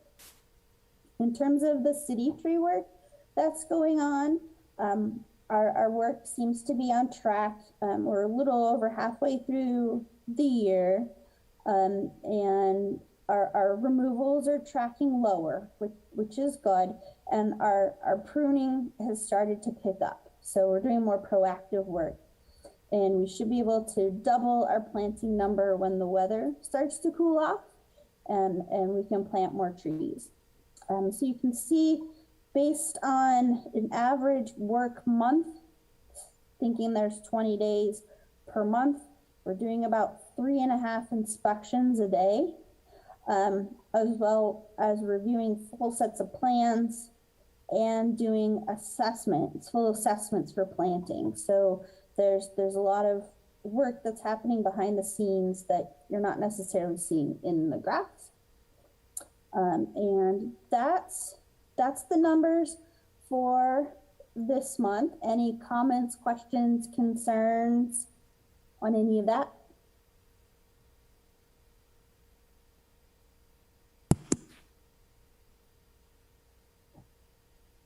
I don't see any hands. Sarah, good report. Raimi, do you have any questions? No, I don't. And I appreciate the fact that you are digging down into these numbers and discovering that things didn't jive. We needed to do that. And I'm sorry it fell on you, but I was very suspicious of a lot of things in years past. Yeah. And just things didn't like add up, you know? Yeah, so what I do now is in numeric order, keep track of all the permits and then reconcile it every month and see which month if something changed. So it should be much more accurate now. Yeah. Well, I personally, and I know all the Friends of Carmel Forest appreciate better record keeping.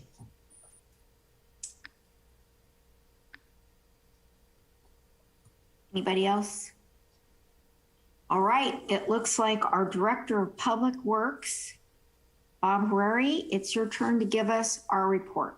I'll be happy to, thank you. It'll be kind of a short report this time in terms of City Council actions related to forestry, parks, and beach. Just three things. At the August 3rd council meeting, the council received the same vulnerability assessment report that you received in your packet today for the climate change. So I wonder if they read it all page to page. I hope so.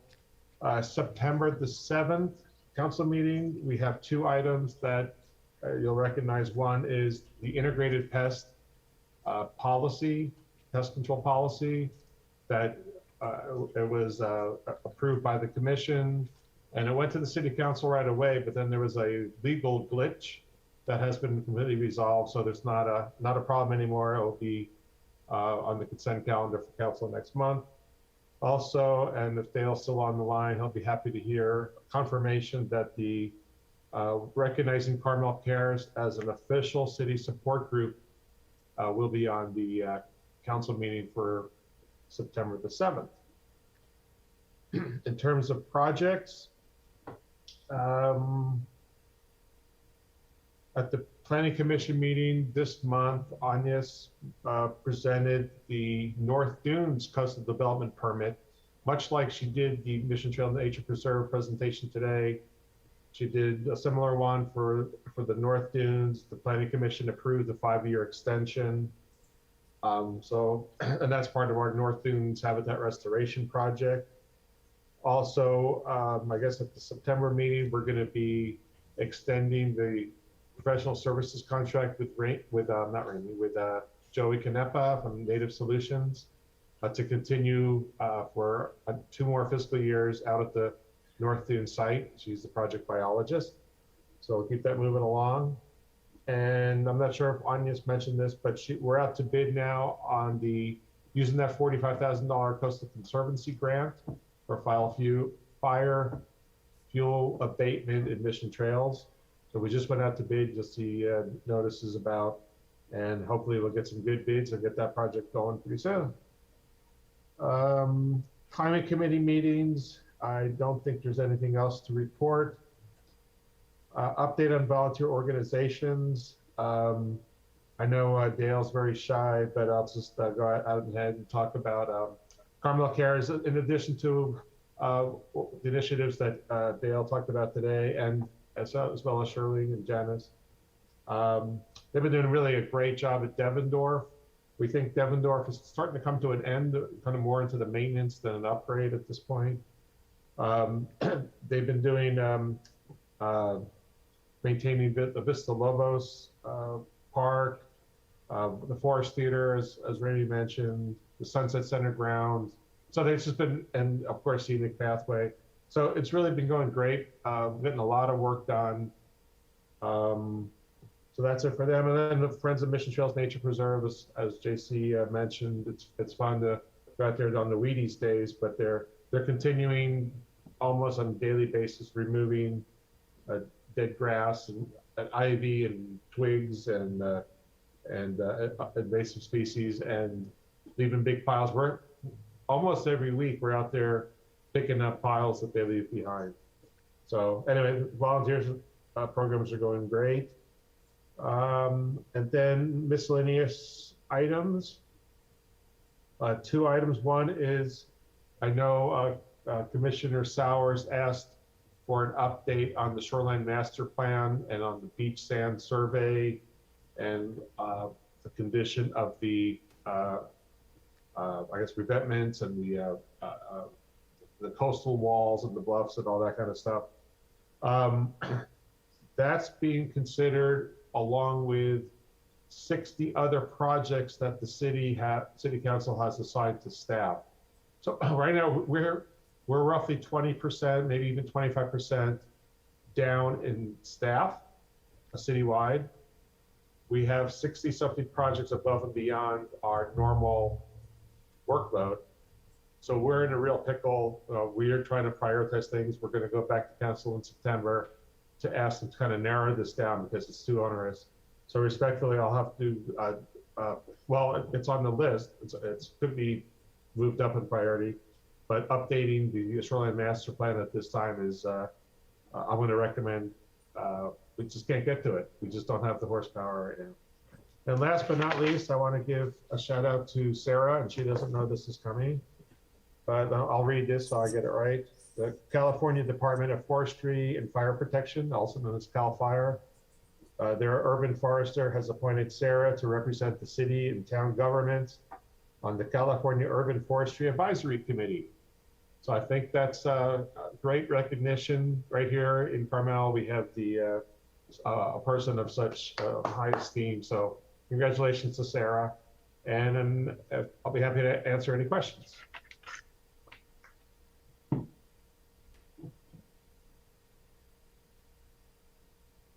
Well, congratulations, Sarah. Yeah, congratulations, Sarah, for sure. Congratulations. I did it at a federal level for 8 years, so I think they were just happy to suck somebody new in that moved to the state.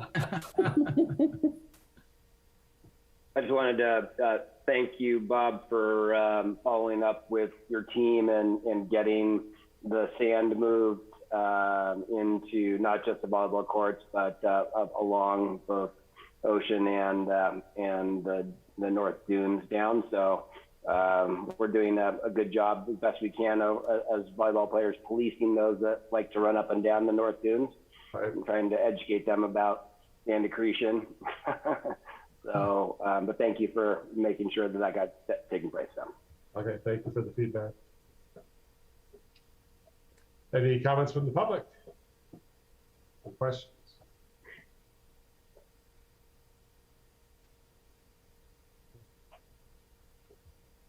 I think we're done, Madam Chair. Trying to figure out where I am on this whole thing. My screen went berserk on me, but if there's nothing else, we have to talk about future agenda items.